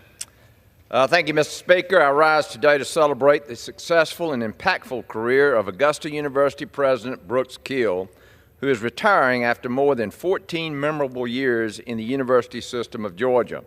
Dr. Kill arrived at Augusta University during a defining moment for the future of the institution in July of 2015, and his tenure has been defined by his steadfast leadership and commitment to the success of the university and its students. As president, Dr. Kill ushered in 8 straight years of enrollment growth and a 48% increase in the university's economic impact on the state of Georgia. I consider myself blessed to call Dr. Kill a dear friend, and while it saddens us to see this chapter end, I join the community in congratulating him on an extraordinary career and expressing our deepest gratitude for his unwavering dedication. As Dr. Kill and Tammy embark on a well-deserved retirement, we will continue to follow his example and build on the foundation he established for a brighter future. And in the words of Dr. Kill, go Jags. Thank you, Mr. Speaker, and I yield back. For what purpose does the gentleman from North Carolina seek recognition? Speaker, I ask for unanimous consent to address the House for 1 minute to revise and extend. Without objection, the gentleman is recognized for 1 minute. Mr. Speaker, I rise to commemorate National Home Ownership Month, a time to reflect on the American dream of owning a home and what it means for the communities of Eastern North Carolina. Home ownership for communities across the East is the cornerstone of stability and prosperity. From putting down roots to building wealth, owning a home represents a significant milestone in the lives of Americans. Through home ownership, we build strong communities and provide stability for families. Yet, we know there are many challenges. Affordability remains a concern for many hardworking families. Congress has a duty to ensure that the American dream of owning a home is alive and well, no matter what your background or zip code. We must double down on our efforts to improve access to affordable housing, especially in rural America. Thank you, Mr. Speaker. I yield back. For what purpose does the gentleman from Minnesota seek recognition? I ask unanimous consent to address the House for 1 minute to revise and extend my remarks. Without objection, the gentleman is recognized for 1 minute. Thank you, Mr. Speaker. Today, I rise to celebrate Paul Wojahn, World War II veteran, beloved New Ulm community member, veteran advocate, neighbor, relative, and friend who will celebrate his 103rd birthday next week on June 19th. Paul grew up on a farm near Comfrey, Minnesota, and when he turned 21, he enlisted in the U.S. Marine Corps, answering the call to serve his country, like many in his family and like so many in the greatest generation. After completing basic training in San Diego, Paul served aboard the USS Mount Vernon and was stationed in various locations throughout the Pacific Theater, including Okinawa. When he returned home from the war, Paul worked as a farmer and an excavator and went on to serve as a conservation officer for the Minnesota Department of Natural Resources for 25 years before retiring in 1983. Today, Paul is actively involved in several veterans groups and community organizations. He volunteers with the American Legion, Disabled American Veterans, NVFW, as well as the Salvation Army and Lions Club. Even at 103 years old, Paul continues to live each day to the fullest and finds time to enjoy the little things, like a quiet morning catching crappies. Thank you, Paul, for the many ways you've made southern Minnesota a better place for all of us to call home. We wish you the happiest of birthdays and many more to come. Thank you, Mr. Speaker, and I yield back. For what purpose does the gentlewoman from Virgin Islands seek recognition? Mr. Speaker, I ask unanimous consent to address the House for 1 minute and to revise and extend my remarks. Without objection, the gentlewoman is recognized for 1 minute. Thank you, Mr. Speaker. I stand before you today to honor one of the Virgin Islands' very own, the recently departed Pam Richards. A dedicated public servant, Pam's unwavering service to the Virgin Islands and tireless efforts to enhance our culture and heritage leave behind a legacy and an indelible mark on us all.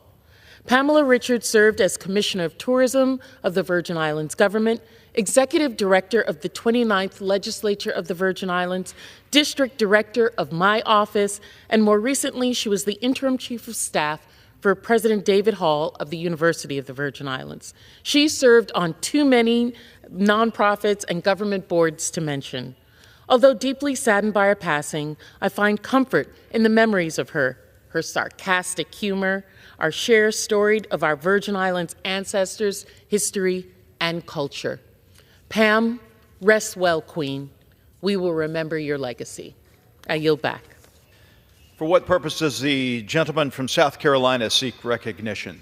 Request unanimous consent to address the House for 1 minute and to revise and extend my remarks. Without objection, the gentleman is recognized for 1 minute.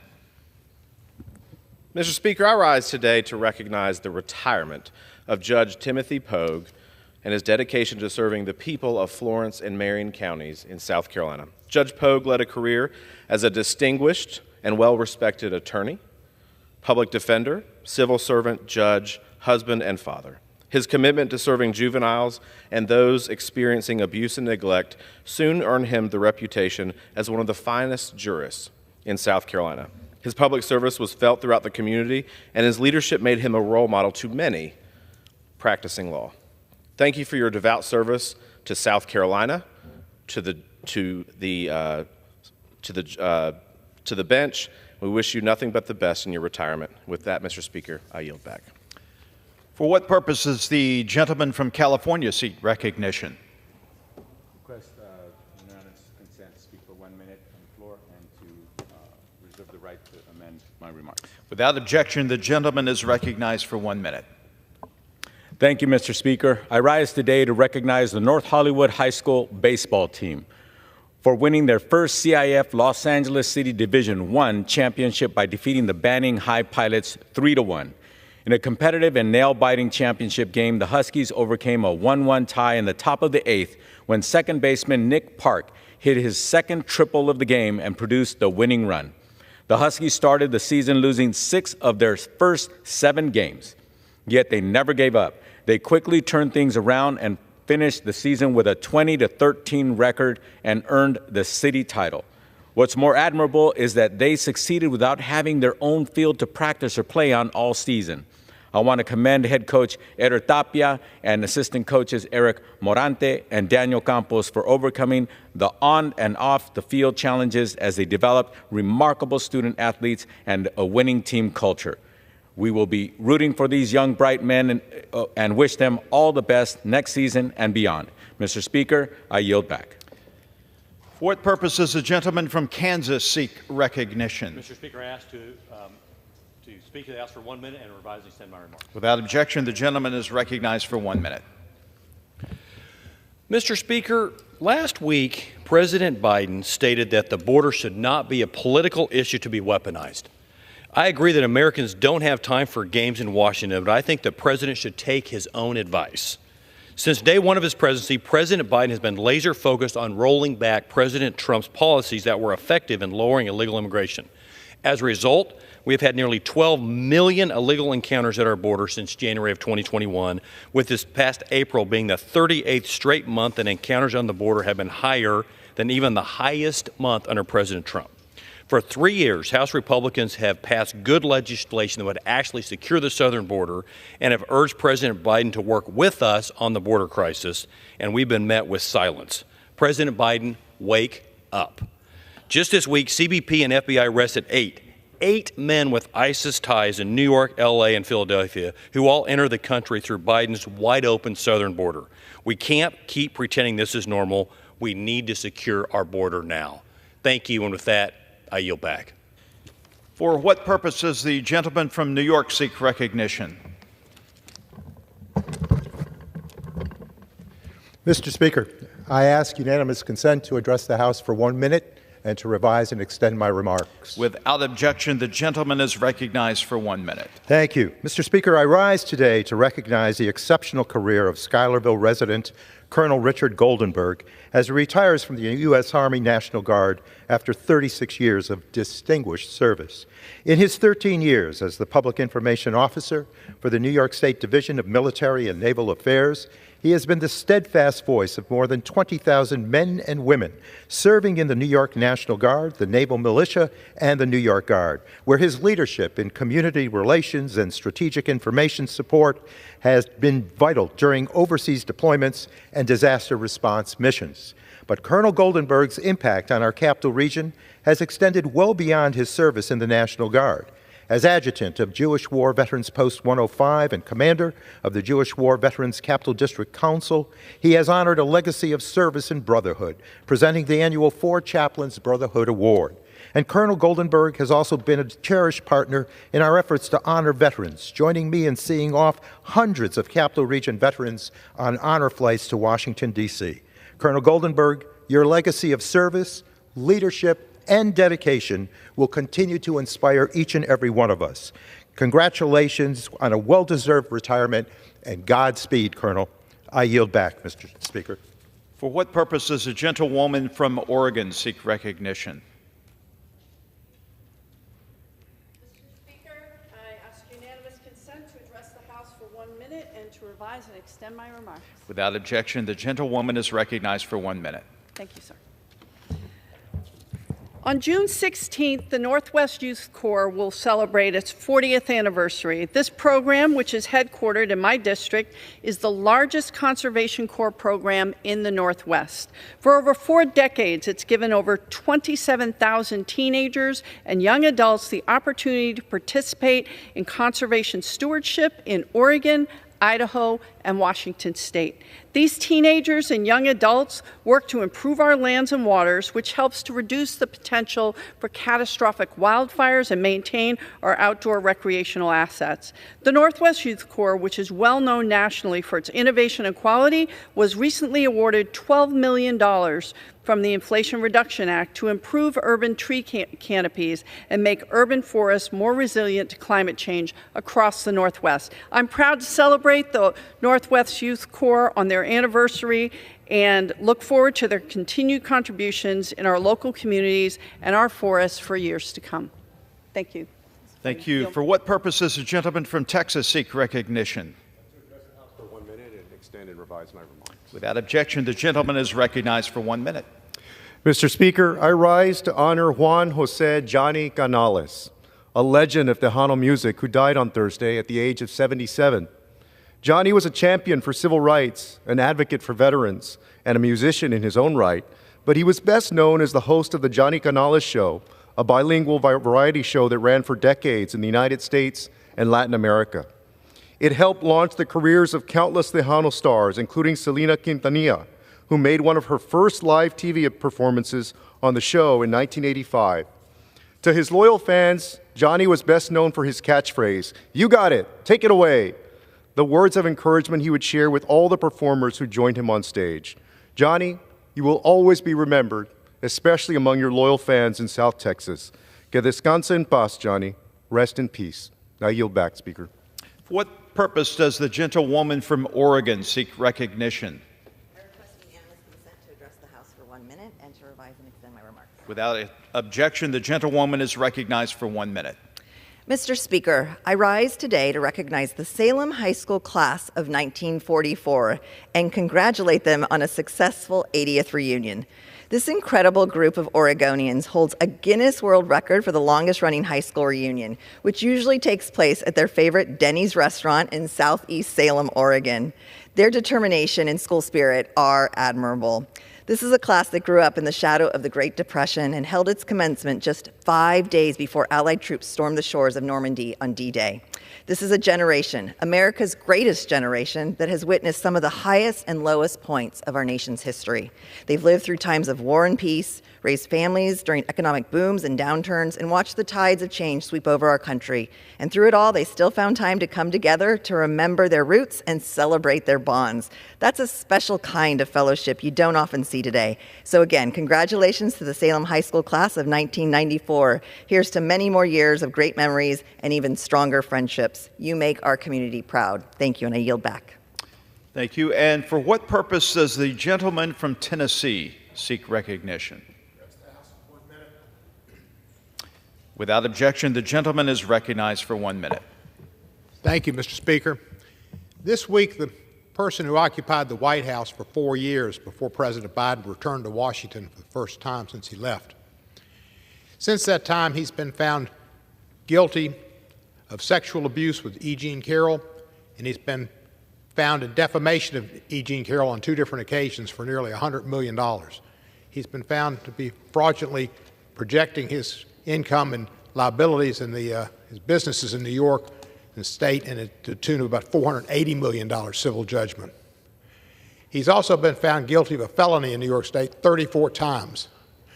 But also, what he did before he left was he led an assault on this Capitol, on this government. I was up there in the balcony when they were beating on the doors, and we were told to get out for our lives and put on gas masks. Gunfire was in this room. 4 officers were killed or died because of that insurrection against our government. Trump didn't come here to apologize to the Capitol Police, which he should have, put their lives on the line. It's unfortunate. I yield back the balance of my time.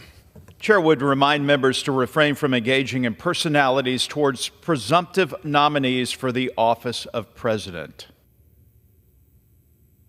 The chair lays before the House a communication.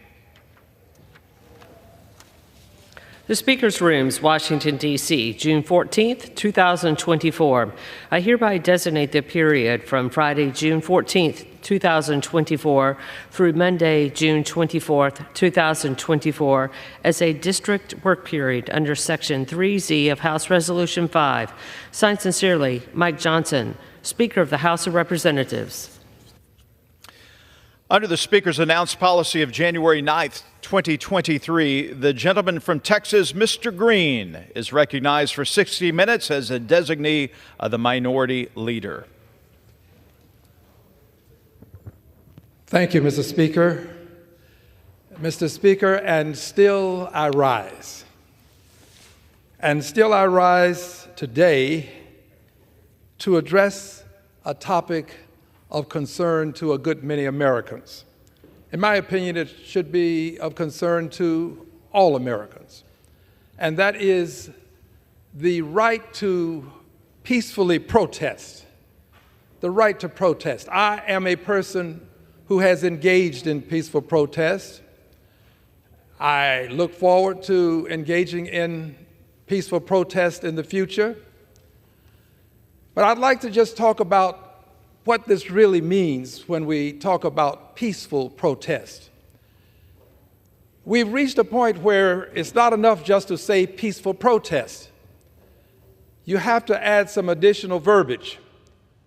So today I will talk about nonviolent peaceful protest, nonviolent hate-free peaceful protest. I would not engage in peaceful protest where hate is a part of the verbiage that's being utilized. I believe in peaceful protest, but I don't believe in bringing hate to the protest movement.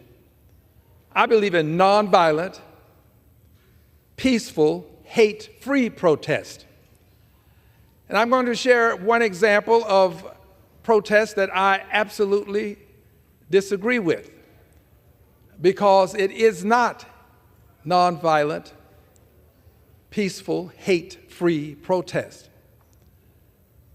I am amazed at what I saw and what I have read as it relates to this. I first saw it on television, and I was stunned, shocked, thunderstruck. I have since read a news story about it, which I shall share excerpts with you that relate to this protest that was taking place. Remember, I'm the guy who believes in protest. I've been to jail for protesting, which means I broke the law. When you break the law and you're protesting, you have to be prepared to suffer the consequences. I and John Lewis, on multiple occasions, protested, and we broke the law, and we went to jail, and we suffered the consequences. So if you're going to protest, be prepared to suffer the consequences. Be prepared, if you're going to jail, to bail yourself out of jail. But some protest movements have gone too far. I hope that this will help some of us to better understand what peaceful protest is all about. I have an article in my hands. This article is from ABC News, dated June 13th, 2024. June 13th, 2024. Recent news. The style of it is Gaza war protests denounced by NYC, that would be New York City, NYC leaders as anti-Semitic after subway car threat chant vandalism.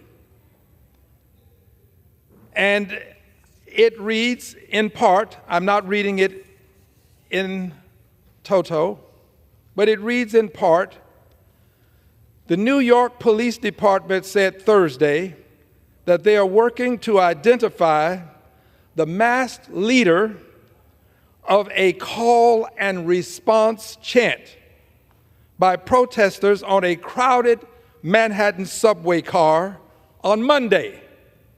The chant asked Zionists to identify themselves.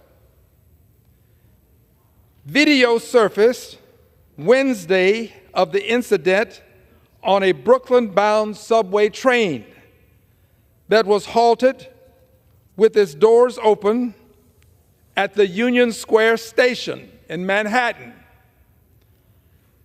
Quote, repeat after me.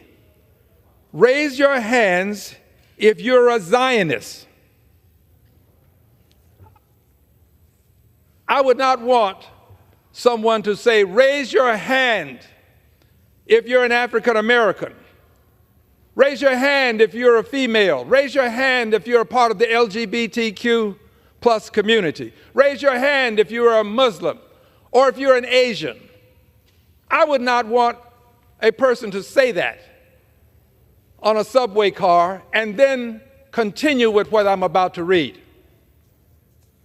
Repeat after me, it says. Raise your hands if you're a Zionist. The leader, wearing sunglasses and a traditional Palestinian keffiyeh scarf. I have one of these scarves, by the way. There's nothing wrong with having such a scarf. The leader had this scarf, which has become a symbol of pro-Palestinian resistance, is heard repeatedly saying in the video, adding, this is your chance to get out. I wouldn't want someone to say, raise your hand if you're an African American, and then go on to say, this is your chance to get out, to get off the car. Goes on to read, and this is a quote, okay, no Zionists, we're good. The leader is then heard saying, this is anti-Semitic. If he had said, raise your hand if you're a black person, it would be racist. If he had said, raise your hand if you're a Muslim, it would be anti-Islam, which can be said to be Islamophobic. Raise your hands if you're Asian. That's anti-Asian if you go on to say these other things. This is not the kind of nonviolent, peaceful, hate-free protest that I would engage in and that I would ever support. I denounce this. This is hate. We cannot have legitimate, nonviolent protest movements if we inject hate into the movement. We've got to do it void of hate and void of violence. I am absolutely opposed to what was done, and I want those persons to know that they are hurting the protest movement by doing what they're doing. You can protest your disdain for what's happening in Palestine without injecting hate into it. You've got every right to protest what's happening in Palestine. I have protested what's happening there. But you don't do it with hate and you don't do it with violence. You do it peacefully. And if you decide that you're going to do as what John Lewis called get in the way, you get in the way, but you know that there are consequences if you get in the way and you are arrested. We got in the way by getting in the street. And we were told that if you don't move, you're going to be arrested. You're impeding traffic. We didn't move. We were arrested. We went to a place of incarceration. We eventually posted our bond. We were released. We paid a fine. I was prepared to suffer the consequences. You cannot engage in violence in the protest movement and expect it to receive positive coverage. The coverage is going to be negative if you engage in violence, and the coverage is going to be negative if you engage in hate speech. You are hurting the movement. You are hurting those who are peacefully protesting in a nonviolent fashion without hate speech. Protest if you will, but do it in such a way as not to hurt the protest movement itself, which I support. I support the protest movement. I don't support hate within the movement. I support saying to the world that you don't think what's happening in terms of the killing of the babies in Gaza to be something that is acceptable. Now, that's my language, and there's other language that's acceptable.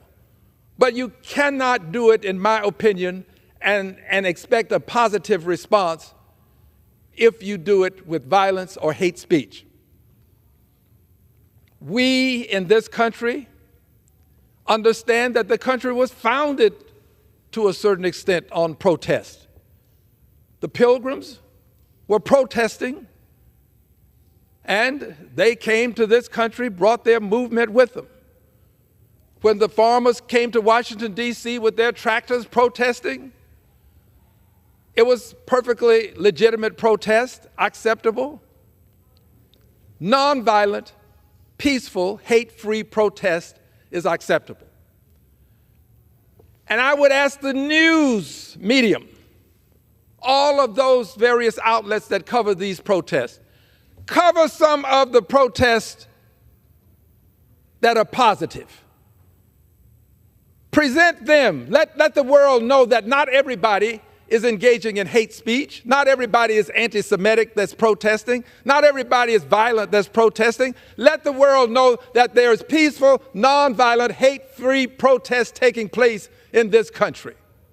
I'm asking you to do this, CNN, MSNBC, ABC, CBS, Fox.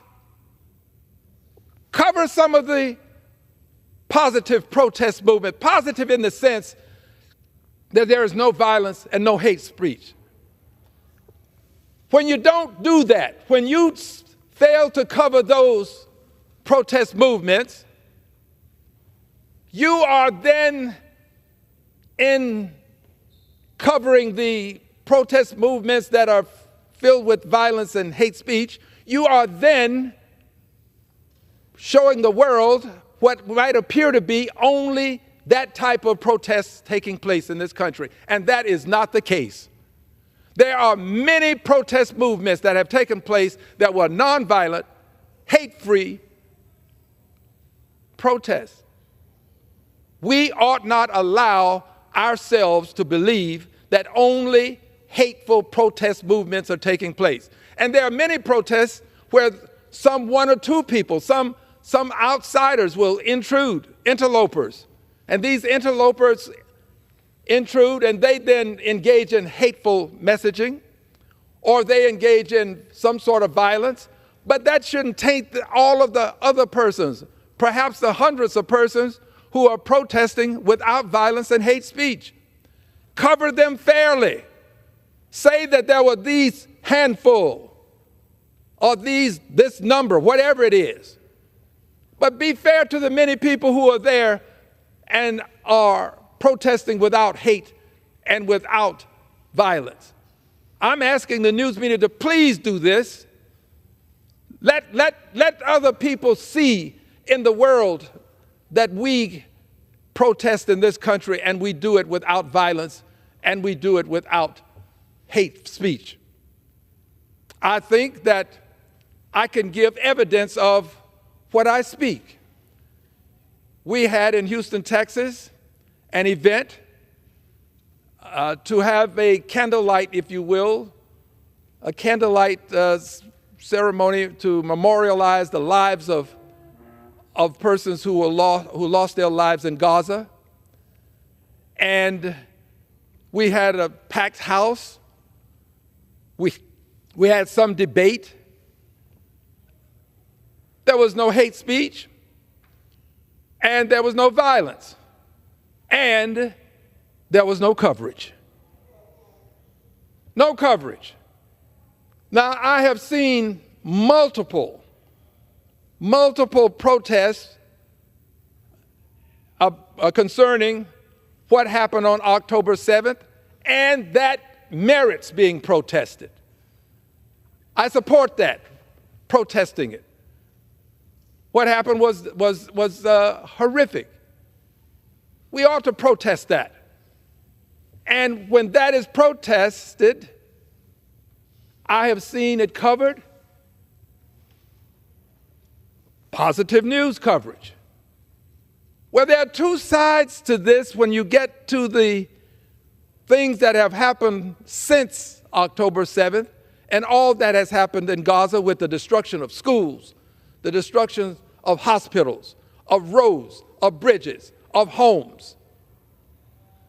With all of this destruction, it is not unreasonable for some people to conclude that this ought to be something worthy of protestation.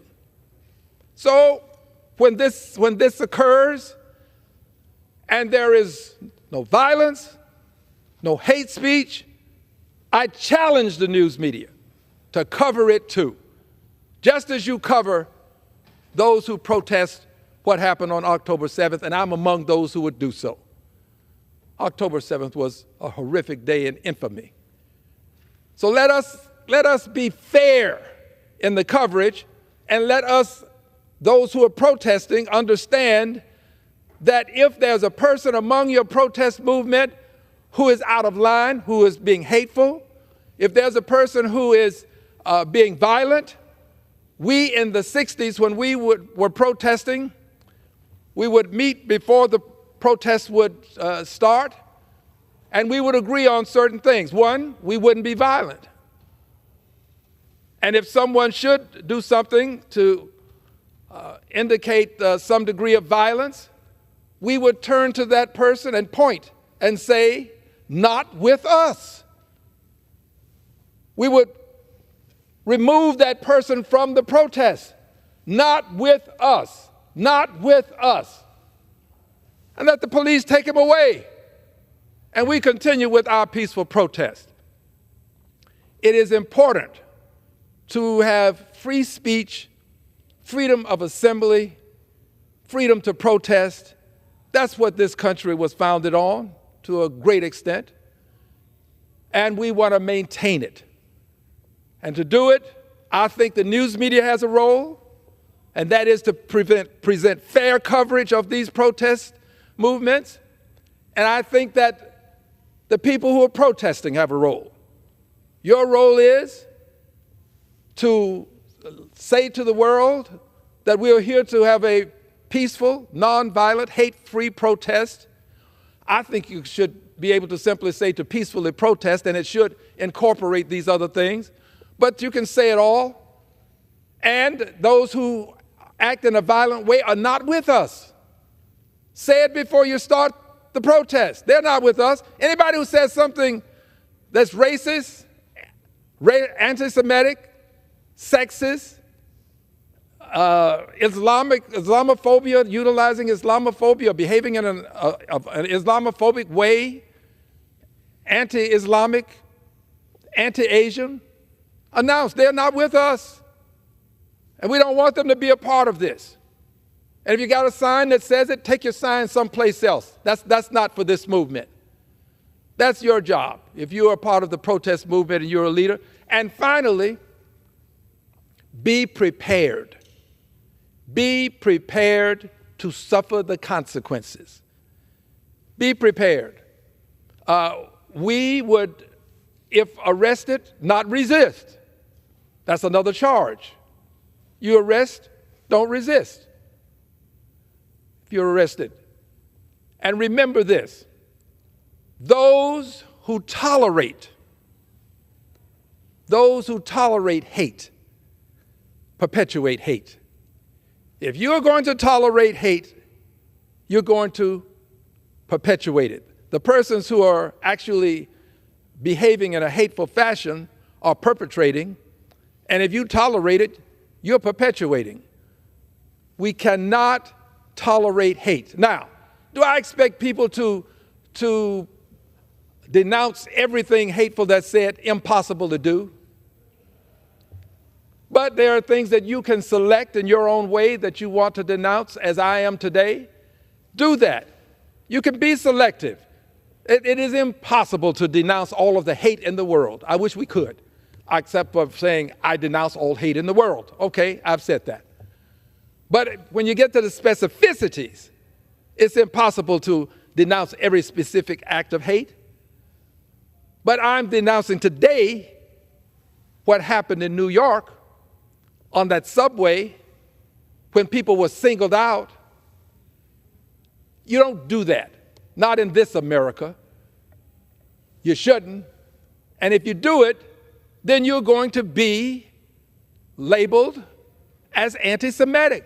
And there's nothing unfair about that label being placed on you if you behave in the fashion that I have articulated earlier. Those who tolerate hate perpetuate hate. Those who tolerate hate perpetuate hate. I'm proud to know that there are persons from the New York delegation.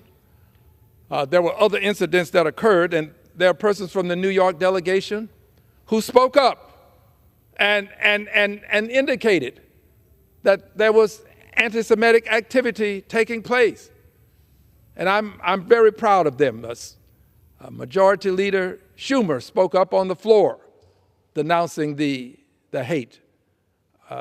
Representative Ocasio-Cortez spoke up denouncing the hate.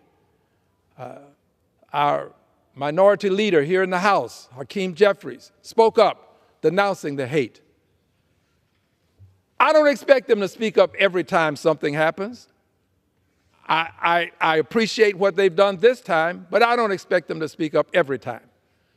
But I do hope that as we move forward, we will not allow one side of the protest movement, which is obviously distasteful, to be continually publicized to the extent that it gives the image to those who don't know better that all of the protest movements are about hate and violence, because this is not the case.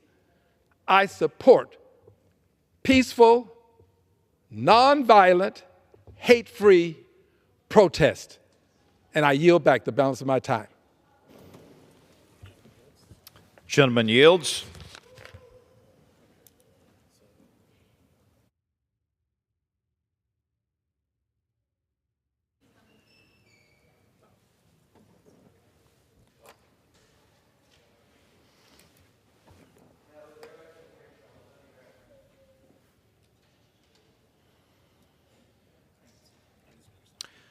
Under the Speaker's announced policy of January 9th, 2023, the gentleman from Wisconsin, Mr. Grothman, is recognized for 60 minutes as the designee of the Majority Leader. I'm going to yield the first 5 minutes to my good friend, Marionette Miller-Meeks from Iowa. Gentlewoman is recognized. Thank you, Mr. Speaker, and I want to thank my colleague, Representative Grothman, for yielding me time. Mr. Speaker, I rise today in honor of Women's Veterans Recognition Day, which is the anniversary of President Truman's signing of the Women's Armed Forces Integration Act, which allowed for the first time women to serve as regular members of the military. While only about 1 in 6 of the Americans serving in the armed forces are women, they are responsible for some of the most important accomplishments in military history. Whether it's the Hello Girls from World War I who connected the U.S. military's communications in imperative ways, the thousands of volunteer nurses who saved the lives in the Vietnam War, or the hundreds of thousands of women currently in active service, women in the military are playing an active role in ensuring the safety of our nation, and I was one of those as a 24-year Army veteran. Mr. Speaker, I ask my colleagues to join me in celebrating all the brave women who have put their lives on the line for this incredible nation we call home. Mr. Speaker, I rise today in honor of one of my constituents, Ronald Kanoki, for being named a 2024 Top 10 Public Works Leader of the Year by the American Public Works Association. As the most prestigious national award in the public works profession, Ron and the other honorees are recognized for their professionalism, expertise, and personal dedication to improving the quality of life in their communities through the advancement of public works services during their career. Kanoki has served as Iowa City for 25 years. He joined the city as a civil engineer in 1999, was promoted to senior engineer in 2001, and to city engineer in 2003. In 2015, Kanoki was promoted to the Public Works Director. In this role, Kanoki oversees the city's engineering, equipment, resource management, streets, wastewater, and water divisions. Congratulations, Ron. We are very proud of you. Mr. Speaker, I rise today in honor of Johnson County, Iowa engineer Greg Parker on being named the 2024 Urban County Engineer of the Year by the National Association of County Engineers. Mr. Parker's career has spanned 40 years and earned him a reputation of being a national authority on pavement reconstruction. Mr. Parker and the Johnson County Secondary Roads Department are responsible for 950 miles of county highways and 213 bridges and infrastructure they contain. As the department director, Mr. Parker oversees construction and year-round maintenance with 50 employees. I ask my colleagues to join me in congratulating Greg Parker for winning this award and wishing him all the best as he continues to pave the way for all Iowans. Mr. Speaker, I rise today to honor the 7 amazing Peace Corps volunteers from Iowa's 1st District who are currently serving worldwide on behalf of our great nation by freely providing their various skill sets, such as healthcare, education, and peacekeeping in the world's developing nations. These volunteers are on the front lines of ensuring a better world for all of us. Despite the stresses and tribulations the job may provide, these 7 heroes have a true unending passion for helping people.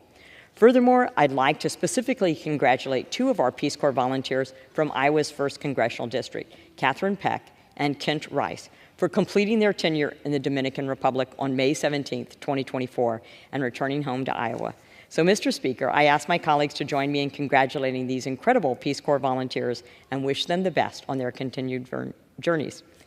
I yield back, Mr. Speaker, and thank my colleague, Representative Grothman, for yielding me time. Thank you.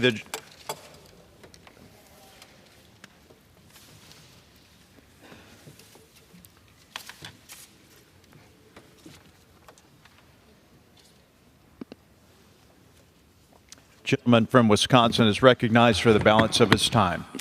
Thank you. The first issue I'd like to take up this afternoon that has not received anywhere near the discussion it demands in this chamber concerns the month of June. And as everybody knows, June is Dairy Month in the United States of America.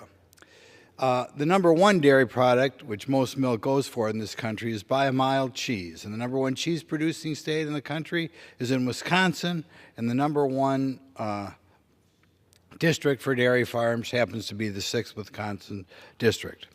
In any event, there are very things for good as you as cheese, and Wisconsin cheese is the best. This was proven once again in the 35th Annual World Champion Cheese Contest, which is the most respected and honored technical cheese and butter competition in the world. Earlier this year, Wisconsin cheesemakers demonstrated their exceptional craftsmanship, earning 117 cheese awards, more awards than the combined total of the subsequent 6th highest earning countries. Wisconsin cheesemaking heritage goes back more than 180 years. The state is home to 1,200 licensed cheesemakers who produce more than 600 varieties. Sometimes if you come to Wisconsin, spend an evening driving around the countryside and you will see many cheesemakers open and working past midnight. Today, please pick up some delicious Wisconsin cheese and enjoy it no matter which type you prefer. Be it purchasing it from the Cascade Cheese Company, Cedar Valley, Gibbsville, Grande Cheese, Henning Cheese, Baker Cheese, Lack Brothers Cheese, Masters Gallery, LeClaire, Sargento, Sartori, Pine River, Union Star, Willow Creek, or Widmer's Cheese out of Teresa. They're all great. And again, whether you buy provolone, mozzarella, Colby, sharp cheddar, they're all tremendous. So I would like to one more time thank the wonderful cheesemakers in Wisconsin for making Wisconsin America's dairyland. The second issue that we have to discuss today, and it's been discussed just about every week, but we still don't discuss it enough, is the number one issue facing America today, and that is the people flowing across the southern border. Our office has been in contact with the Border Patrol. They do not see any change in the people coming across the border. I want to remind people in the last month for which we have statistics, and the press should be waiting for the next month's numbers to come out. In April, we were at 205,000 migrants remaining in the interior, and that's before you count another 30,000 paroled from Cuba, Haiti, and Central America. So an all-time record for that month. With it, as always, comes about 9,000 unaccompanied minors. I mean, if we found an unaccompanied 12-year-old running around the street at night, we'd think that was a scandal. But every month we let another 8,000 or 9,000 unaccompanied minors come into this country. So I call upon the press corps to finally report the number of people who come across this May and make a guess at the number of additional who are being paroled. A year ago in May, we were at 196,000. Now what you have to do is you have to take the official number, add up the gotaways, and then you should add up those paroled to see where we stand this year. But when it comes out, it should be a banner headline and something that all Americans should be deeply concerned about. Whether you're talking about illegals committing crimes, whether they're putting pressure on local budgets at the school board, whether they're changing the culture of America. Because I think worldwide, most people do not have the respect and love for freedom that we do in this country. But for whatever purpose, this is a real tragedy and something that's going to permanently change America. So I beg the press corps to give us a banner headline and see where this May's figures line up with, or the May figures line up with those of a year ago. Thank you. The next issue that hasn't been talked about anywhere near enough concerns what's going on in the Middle East. You know, one more time when I leave here today, I'm going to see protesters saying that the Arabs who live in Gaza, they call them Palestinians, need their own country. and they're living in some sort of horrible situation in a country. Even though Israelis don't live there, Israelis have ultimate control over the Gaza Strip. In a report, which was in a story that was underreported, but we all should be aware of, recently another agreement was reached with Israel and another country around the world to bring more people, non-Jewish people, into Israel to perform work in this wonderful country. I have had the privilege to go to Israel. I've seen what they've done at their border, along the Jordan River, about all the immigration that happens, about all the industry that's going on there. But in any event, it appears as though under a recent agreement, immediately 2,000 people from Ecuador on the other side of the world are agreeing to come to Israel to work. And under this agreement, there is a hope that eventually they'll work their way to 25,000 people from Ecuador coming to Israel. Now, that is in addition to a sea of other people who are already there. From India, from Thailand, from Philippines, from China, from Nepal, from Sri Lanka, from Moldova, from Malawi, from Kenya, all around the globe, people are coming to Israel to work. Nevertheless, there's some malcontents in this country who feel that it is difficult living in a country adjacent to Israel, a country in which, by the way, people in Gaza, many of them had an opportunity to work in Israel where they were making better wages, probably safer jobs than almost anywhere else in the Arab world. I hope, I haven't seen it anywhere in the newspaper, I hope the press picks up on this story that 25,000 people from Ecuador are hopeful to come to this country. Israel in so many ways reminds me of the United States, right? In the United States, we have hundreds of thousands of people crossing the southern border. We have just a little bit shy of 1 million people being legally sworn in to becoming new citizens in America every year from all over the globe. Nevertheless, we have people in this chamber, actually earlier today, making a claim that America is a horrible racist country and we have to do something to fundamentally change it because it's so bad.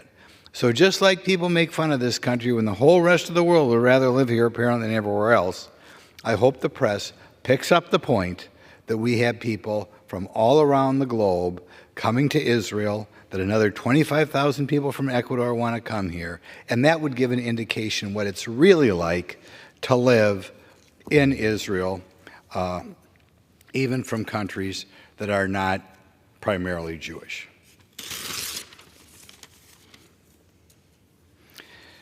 Now, we're going to pick up another story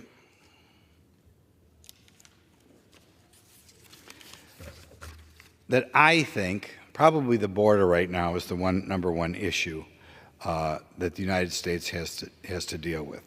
But under normal circumstances, when I talk to people back home, they tell me that things in America are getting worse, particularly when you get my age, when you get up to 60, 65, they feel that when they were growing up, America was a better nation, and they wonder what happened.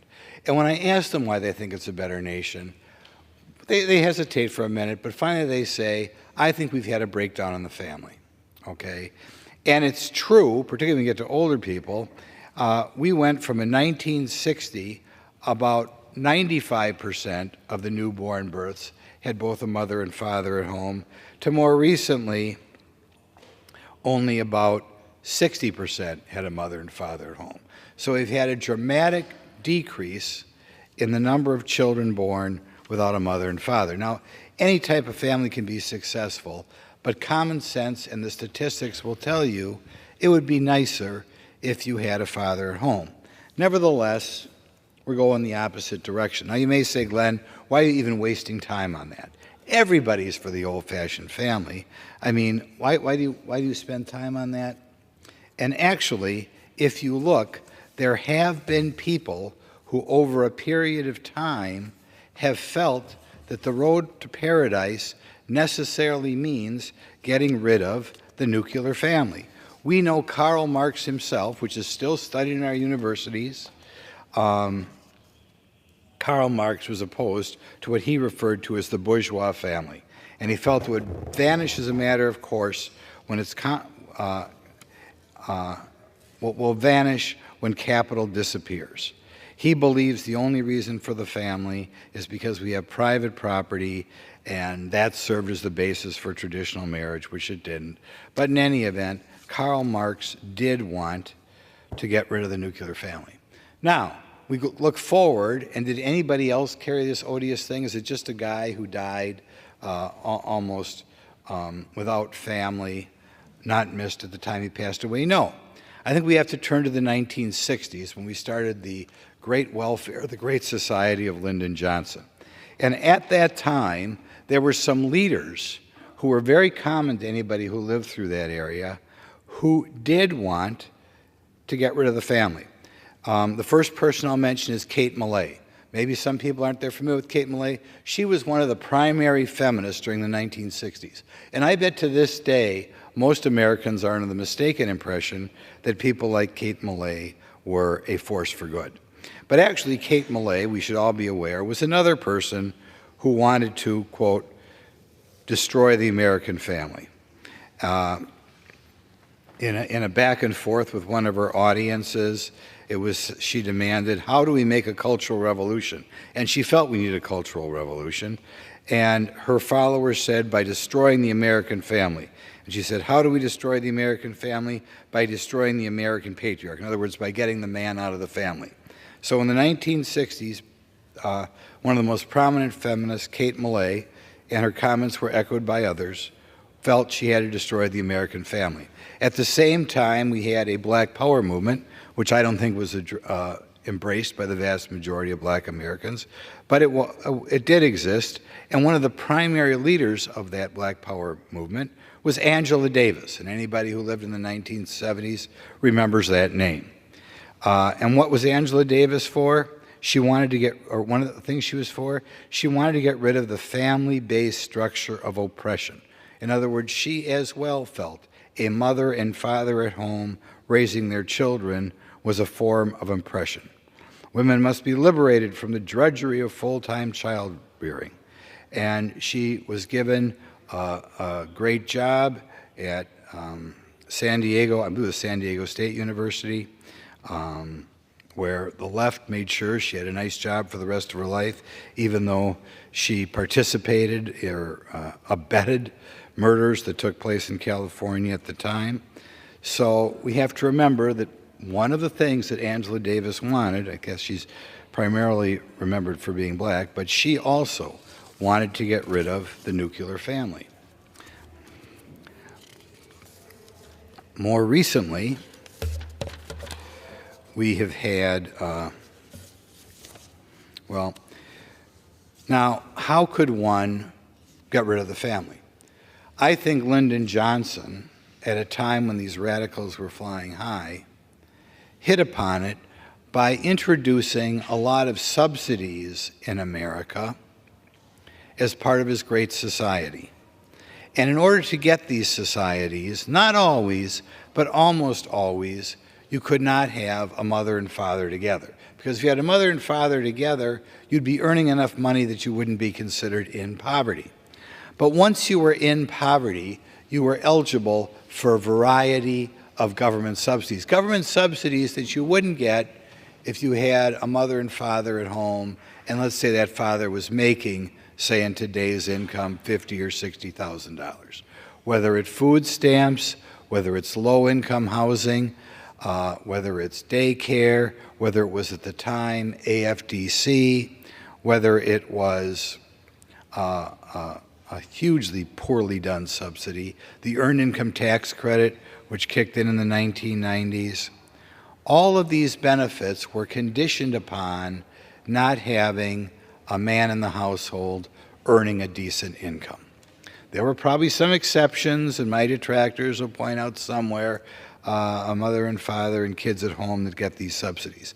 But by and large, they were subsidies not available to a family with a man and woman who both worked, or with one of the two working and making a decent wage. Now, in this budget that President Biden has put forth, we have a variety of new programs, almost all of which are adding to the marriage penalty that the Great Society ushered in. And by the way, when you look at that marriage penalty, it varies from person to person depending how many jobs they took up. It varies depending upon their income, whether you're not working at all, whether you're making $14,000 or $15,000 a year. There's usually a huge medical benefit as well. But what do we do in light of this, of all these programs? And Robert Rector, who's an expert on this field, believes there are 78 programs that all are working towards a marriage penalty, all working towards the world that Kate Millay or Angela Davis or Karl Marx were looking for. And by the time you got done, it could be 15, it could be 20, it could be 25, it could be $30,000 that you would lose if you were a married couple as opposed to having a single person raising the children at home. Now, you would think that ultimately people would wake up and look at all the, in general, not in every case, but in general, possible problems that we had with the government encouraging not having two people working in the home. By the way, another one I should point out is something called Pell Grants. Pell Grants are grants that go to children if they can say the custodial parent is in poverty. They might have a father making $100,000 a year, who knows, but Pell Grants is another program kind of pushing in that direction. I'll repeat an anecdote I've talked about before, but before we expand Pell Grants, we ought to think about it. I used to talk about the marriage penalty about 12 years ago in Wisconsin at a variety of tea parties. And I would go through all the programs that you got provided you didn't get married and had a low income. I talked to a young woman afterwards who was in the audience. I had been talking to a Tea Party group, and anybody familiar with the Tea Party at the time were largely a bunch of people over 60 years old. But we had a young gal who was there tending bar in the room where I gave the talk. I'm guessing she was 25 years old. And I asked her what she thought about this marriage penalty and all these programs. And she told me, well, me and my husband, we got married before we had a child. But she said, none of my friends are getting married, they get free college.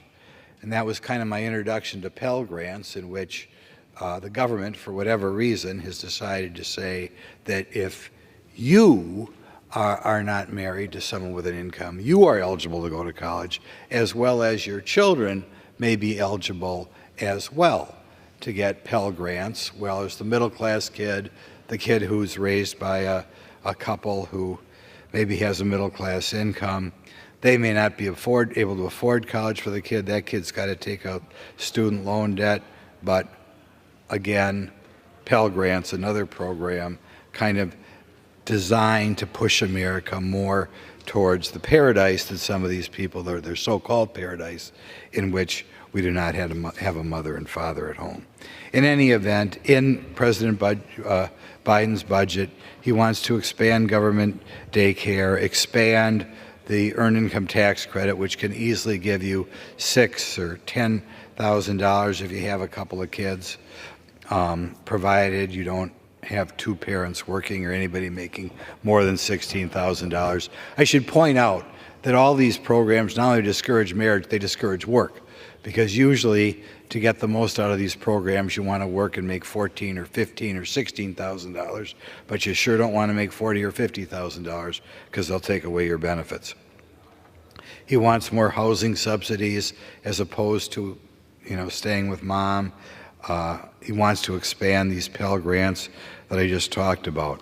So I encourage my Republican colleagues to stand up against President Biden's goal of further subsidizing and further trying to break down the old-fashioned family. By the way, I mentioned all the people whose goal it was to get rid of the nuclear family. I should include Black Lives Matter in that group that wanted to get rid of the so-called Western prescribed nuclear family, which is really not Western. It happened all around the world. But that is a more recent group that had as one of its goals, Black Lives Matter, to get rid of the nuclear family. So I encourage my colleagues to stand up to President Biden's goal of further taxing the middle class or taxing certain groups to further promote or subsidize the idea of raising families without both parents in the home. In any event, these are stories I wish the press would cover. This marriage penalty has been going on for 70 years, 60 years, I would say, 60 years, yes, 60 years. And whenever I talk about it, nobody's heard of it. Where is the press corps? They ought to be talking about the huge penalty. And again, when I get back to my district, I find young people saying, we're not getting married because we lose the benefits. So let's have the press corps pick up on that. Let's have the press corps pick up on why Ecuador wants to send 25,000 people halfway around the globe to work in Israel, and they can ponder if things are that tough. And these people protesting out here on Independence Avenue should also consider whether or not it's so tough living in Israel when actually it's a paradise, people coming all around the globe. The next thing that I want the press to pick up on is you should be waiting every day when we get the new figures on the number of people who came across our southern border in May and report, are we getting another all-time record for May or not? I know I'm going to have to probably pick it up from some obscure government website because, again, our press corps is asleep at the switch at the issue of the decade. And finally, if we want a little upbeat thing that the press corps has not paid enough attention to, remember, June is Dairy Month. Go home and have some cheese. Thank you. So, gentlemen, yield back. Yes.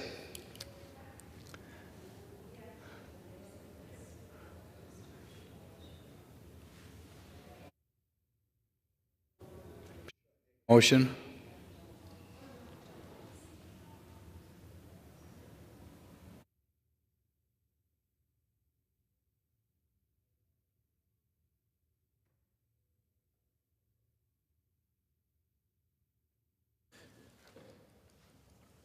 Thank you, sir. The gentleman, Speaker's announced policy of January 9th, 2023. The chair recognizes the gentleman from California, Mr. Sherman, for 30 minutes.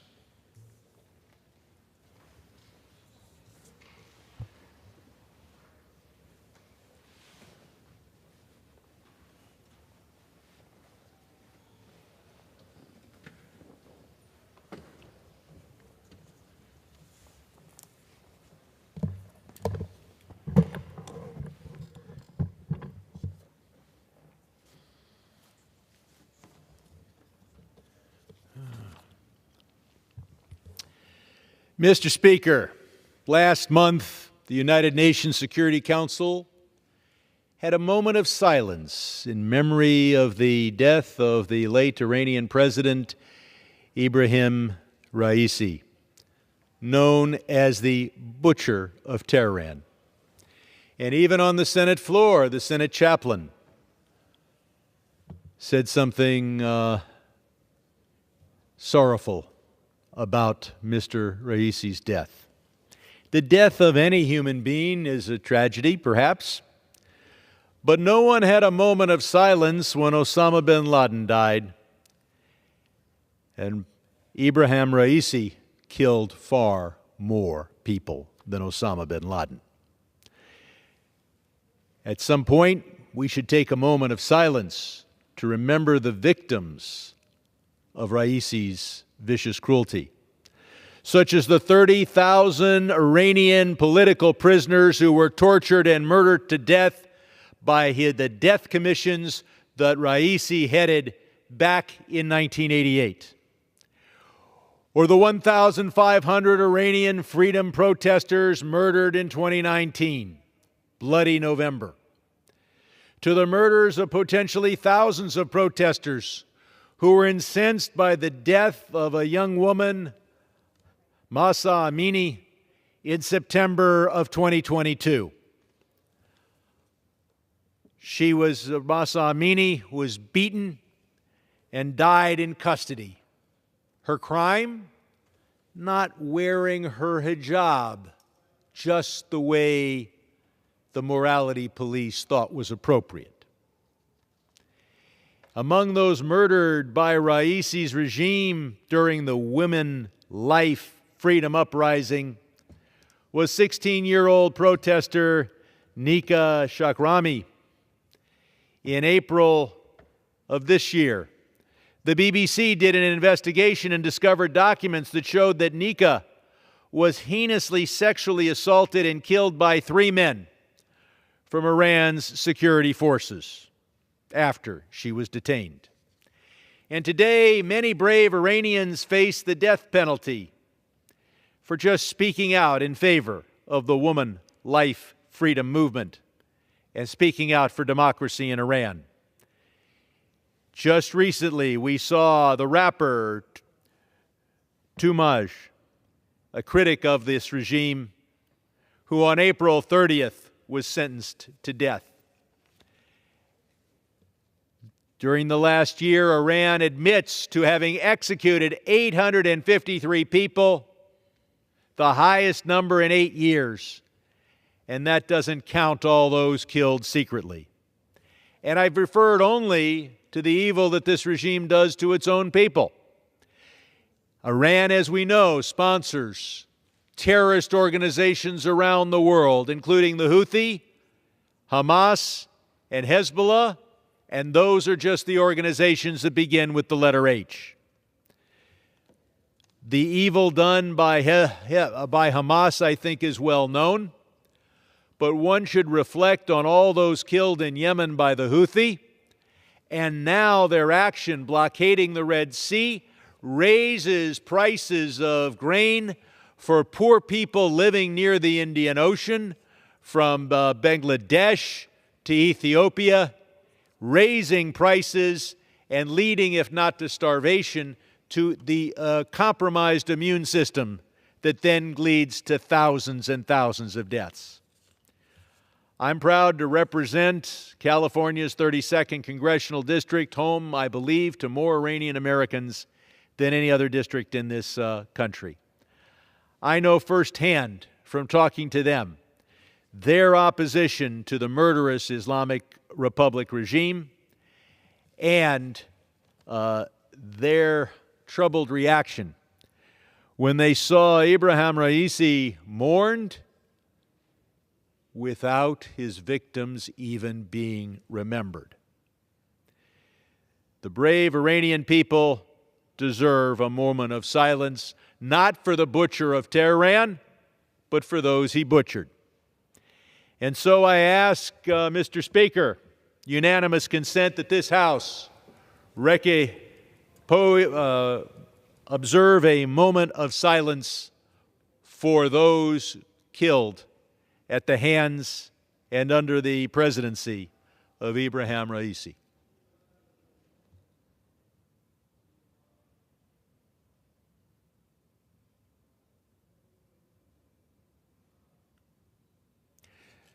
Thank you, Mr. Speaker. For the past 4 years, I've been working on the Peace on the Korea Peninsula Act, designed to try to move us in the direction of a negotiated settlement with North Korea.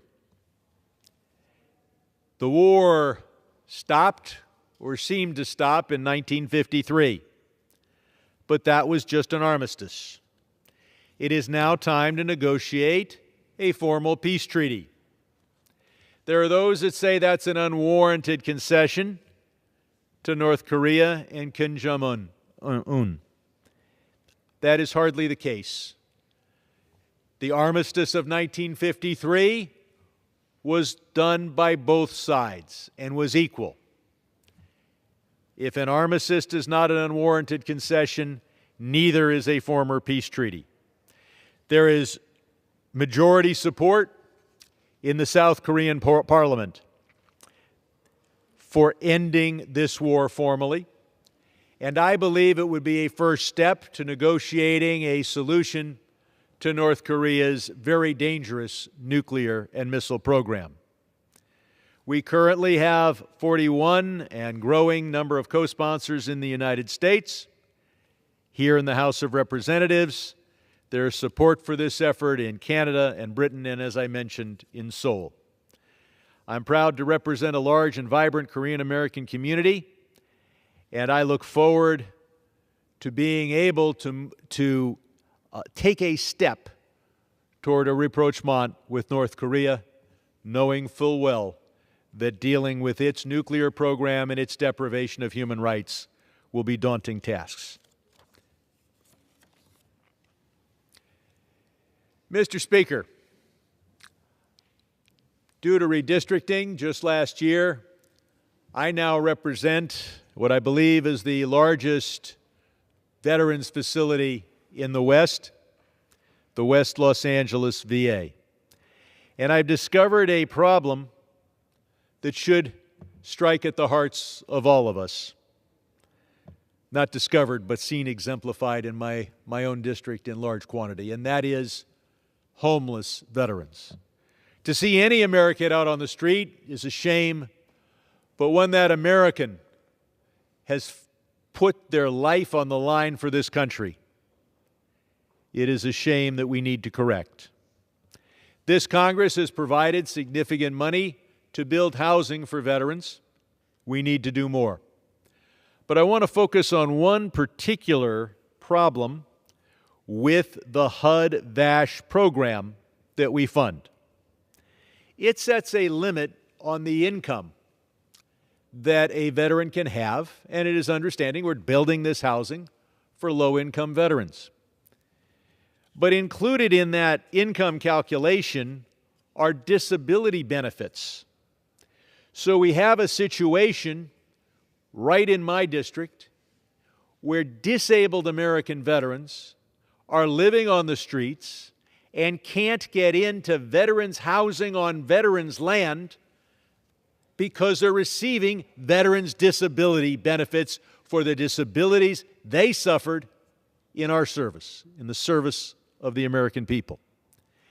And so I've proposed legislation which passed unanimously, 49-0, through the Financial Services Committee, to say that disability benefits not be included in that income calculation.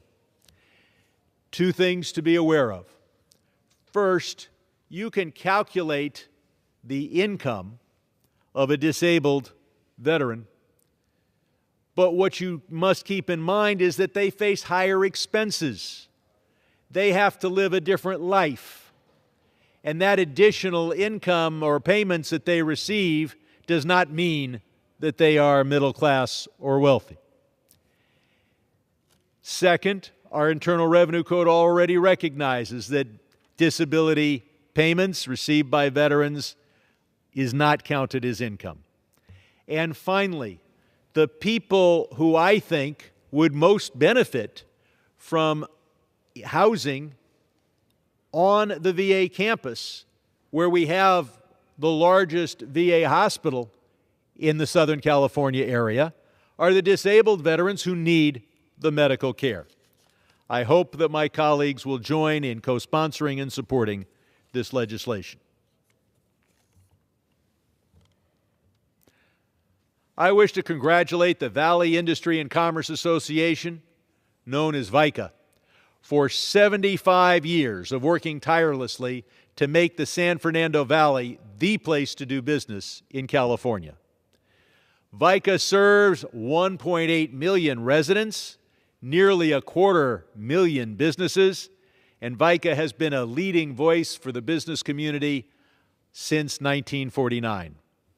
Under the leadership of President Stuart Waldman and Chair Lupita Sanchez Cornejo, VICA has helped the Valley become an economic engine that has powered the recovery from the COVID downturn for the entire area of Los Angeles. Whether advocating for a better business climate, improved regional infrastructure, a 21st century workforce, VICA has left its mark. Congratulations to VICA on this 75th anniversary. I look forward to working with VICA day after day, month after month, as I have in my 28 years in Congress. Mr. Speaker, I rise to recognize the life of Maury Markoff, and what a life it was. Maury was a well-known resident of Los Angeles and the father of my good and longtime friend Stephen Markoff and Steve's sister Judith Markoff Hansen.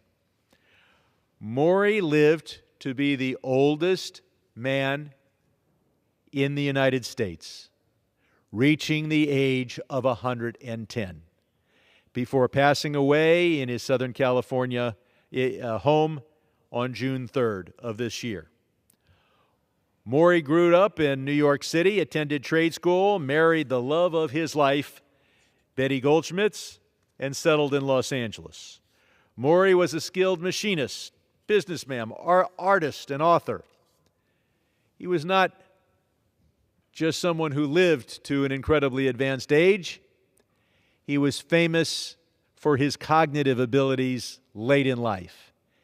He held his first art exhibit as a centenarian. At age 103, Maury was selling his book, Keep Breathing, a good idea, from his own booth at the LA Times Book Festival. And he was known as the world's oldest blogger. Maury witnessed tremendous social and technological changes in 110 years. He inspired so many of us to live life to the fullest. Los Angeles reflects with pride on the life of Maury Markoff.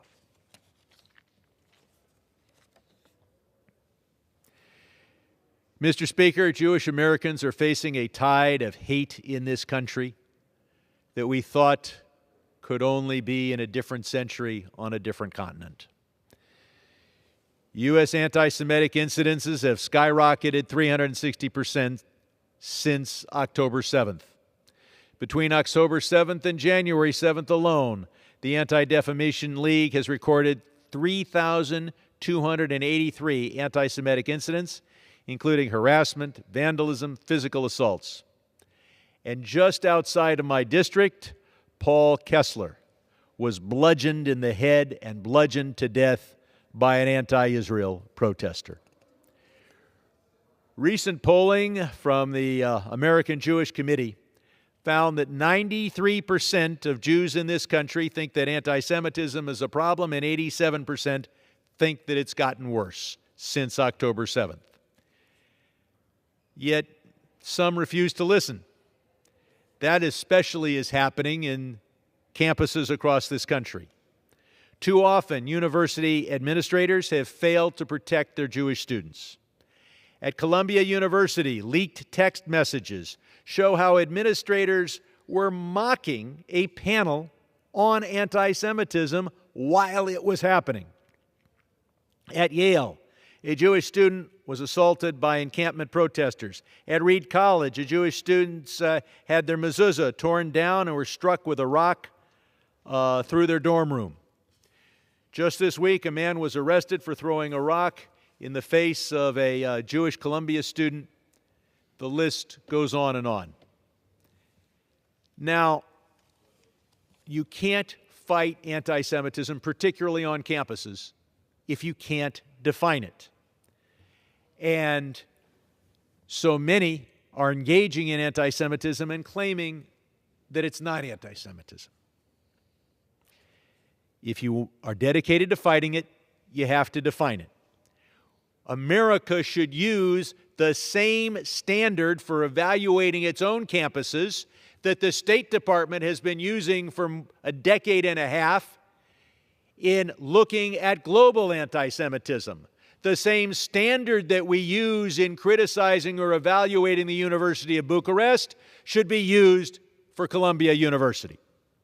That is the IHRA definition. And the most controversial part of that definition says that when you call for the expulsion or death of every Jew living between the river and the sea, that is anti-Semitic. That shouldn't even be in question.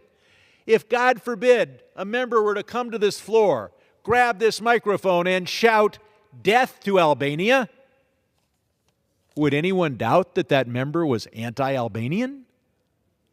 When you call for the destruction and ethnic cleansing of the only Jewish majority country in the world, is there any doubt that that is anti-Semitic? Now, there are some that oppose adopting this definition because they say it deals with free speech. Keep in mind, fortunately or unfortunately, homophobic speech, racist speech, and anti-Semitic speech enjoy substantial First Amendment protection. We should adopt a definition of anti-Semitism and then use that to evaluate and use our free speech rights to comment on the anti-Semitic speech being screamed on campuses across this country. Students are entitled to the protection of Title VI of the Civil Rights Act of 1964.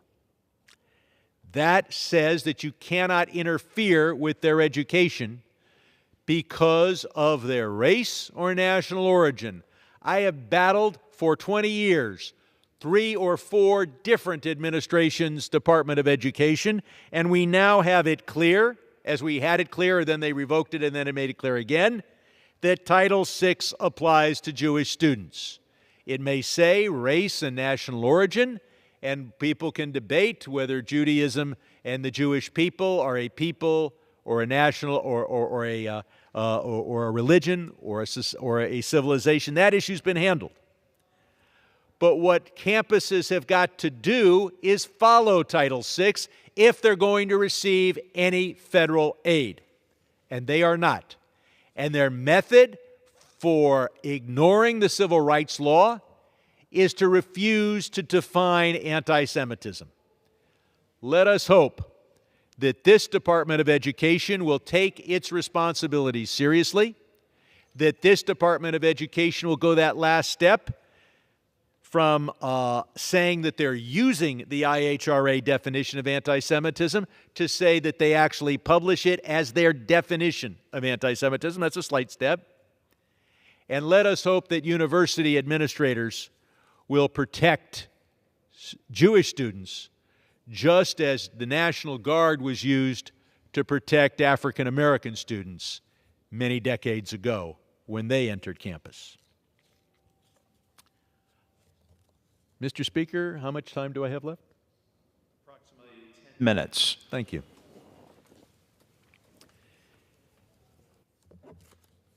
Mr. Speaker,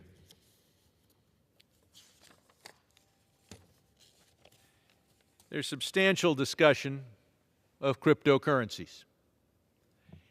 It was one of the things that I agreed with Donald Trump on when he tweeted in 2019, back when he was on Twitter, "I am not a fan of Bitcoin and other cryptocurrencies, which are not money and whose value is highly volatile and based on thin air.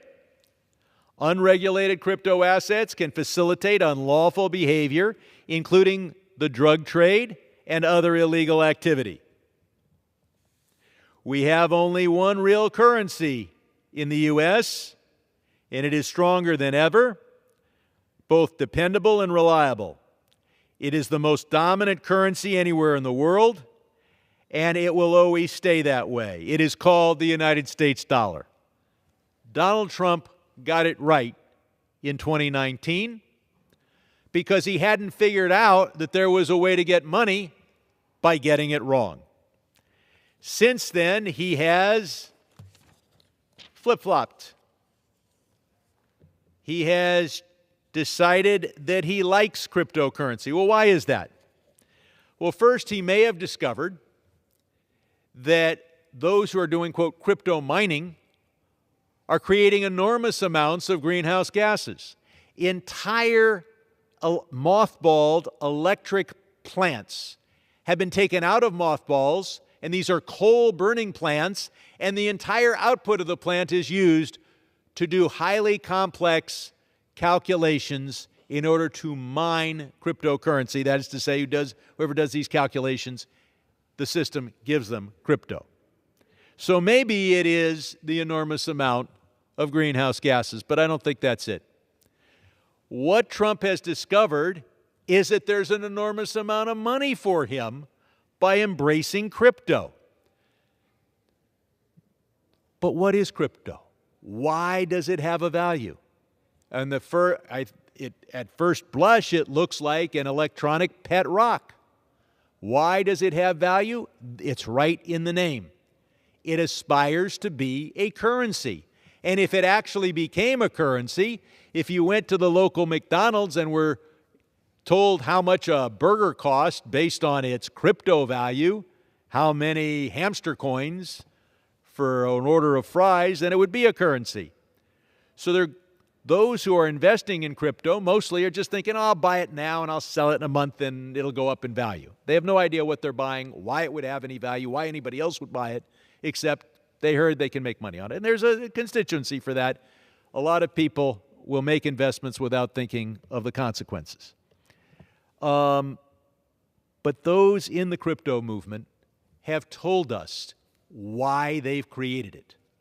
They want to compete with the U.S. dollar in order to make enormous amounts of money themselves and to take from the U.S. dollar its tremendous role as a reserve currency and as an international settlements currency. The effect of that would be to make a mockery out of the sanctions that we impose on Iran and others, and North Korea and others. But what is the market for cryptocurrency? Why does anybody need a new currency? What's the matter with the euro? Hell, what's the matter with the dollar? The dollar is an outstanding currency. It is a medium of exchange, a store of value. But there's a huge market for another one. And that's because dollar transactions can be discovered by American law enforcement. Now, yes, we do have the $100 bill. But big-time drug dealers and big-time tax evaders and big-time human traffickers find it difficult to carry around that many suitcases filled with $100 bills, let alone to try to spend it. And so they need an electronic currency that gives them all the anonymity of a sack full of $100 bills and all the convenience of a 21st century currency. And if it catches on, what are the market? Well, the biggest market, the only market that justifies the current prices that some crypto is getting, is the tax evasion market. Trump's own Commissioner of Internal Revenue, his appointee, testified that there's roughly $1 trillion of uncollected taxes. The vast bulk of that is from very wealthy people who are hiding their income. Now, in order not to pay $1 trillion in taxes, you got to hide $3 trillion of income. And if you hide $3 trillion of income year after year, after a decade, you've got $10 trillion of assets to hide. That's a lot of assets. You can't put it all in a in a sack full of $100 bills.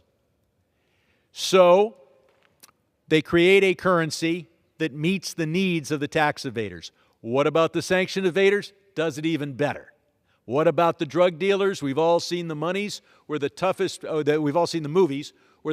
problem the big-time drug dealer has is how to deal with all this cash. It solves that problem. And you can tell by the name. They're trying to create a currency. What do they call it? Cryptocurrency. What does that literally mean? Hidden money.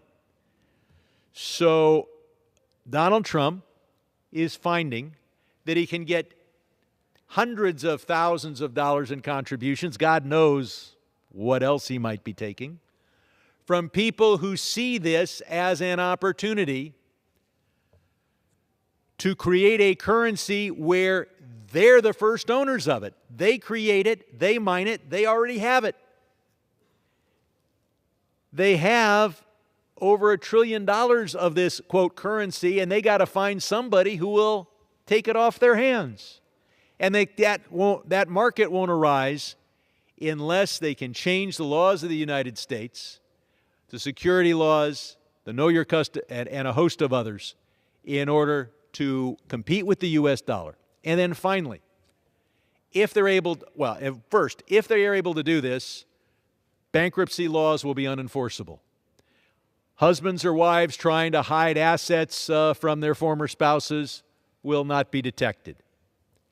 And the income tax will become a tax only on wages. Oh, the IRS has your little W-2 form. They know how much you have to pay. But the big time folks, for them, the income tax will be as much as they feel like paying. So we have to deal with crypto. We also have to deal with the rank hypocrisy of the Republican nominee for president. Finally, as of today, Mr. Trump is 78 years old. Now, both parties have nominated presidential candidates that are older than those that have been nominated any time in history. And there are those who say, well, one is the other's too old. I'll simply say this. It is true, Biden is 3 years older as of today. But Trump is 83 pounds heavier. And if you were a life insurance agent, perhaps you wouldn't want to sell a policy. Mr. Speaker, I yield back. Chair would remind members to refrain from engaging in personalities toward presumptive nominees for the office of the President. Pursuant to Section 3Z of House Resolution 5, the House stands adjourned until 11 a.m. on Tuesday, June 18th, 2024.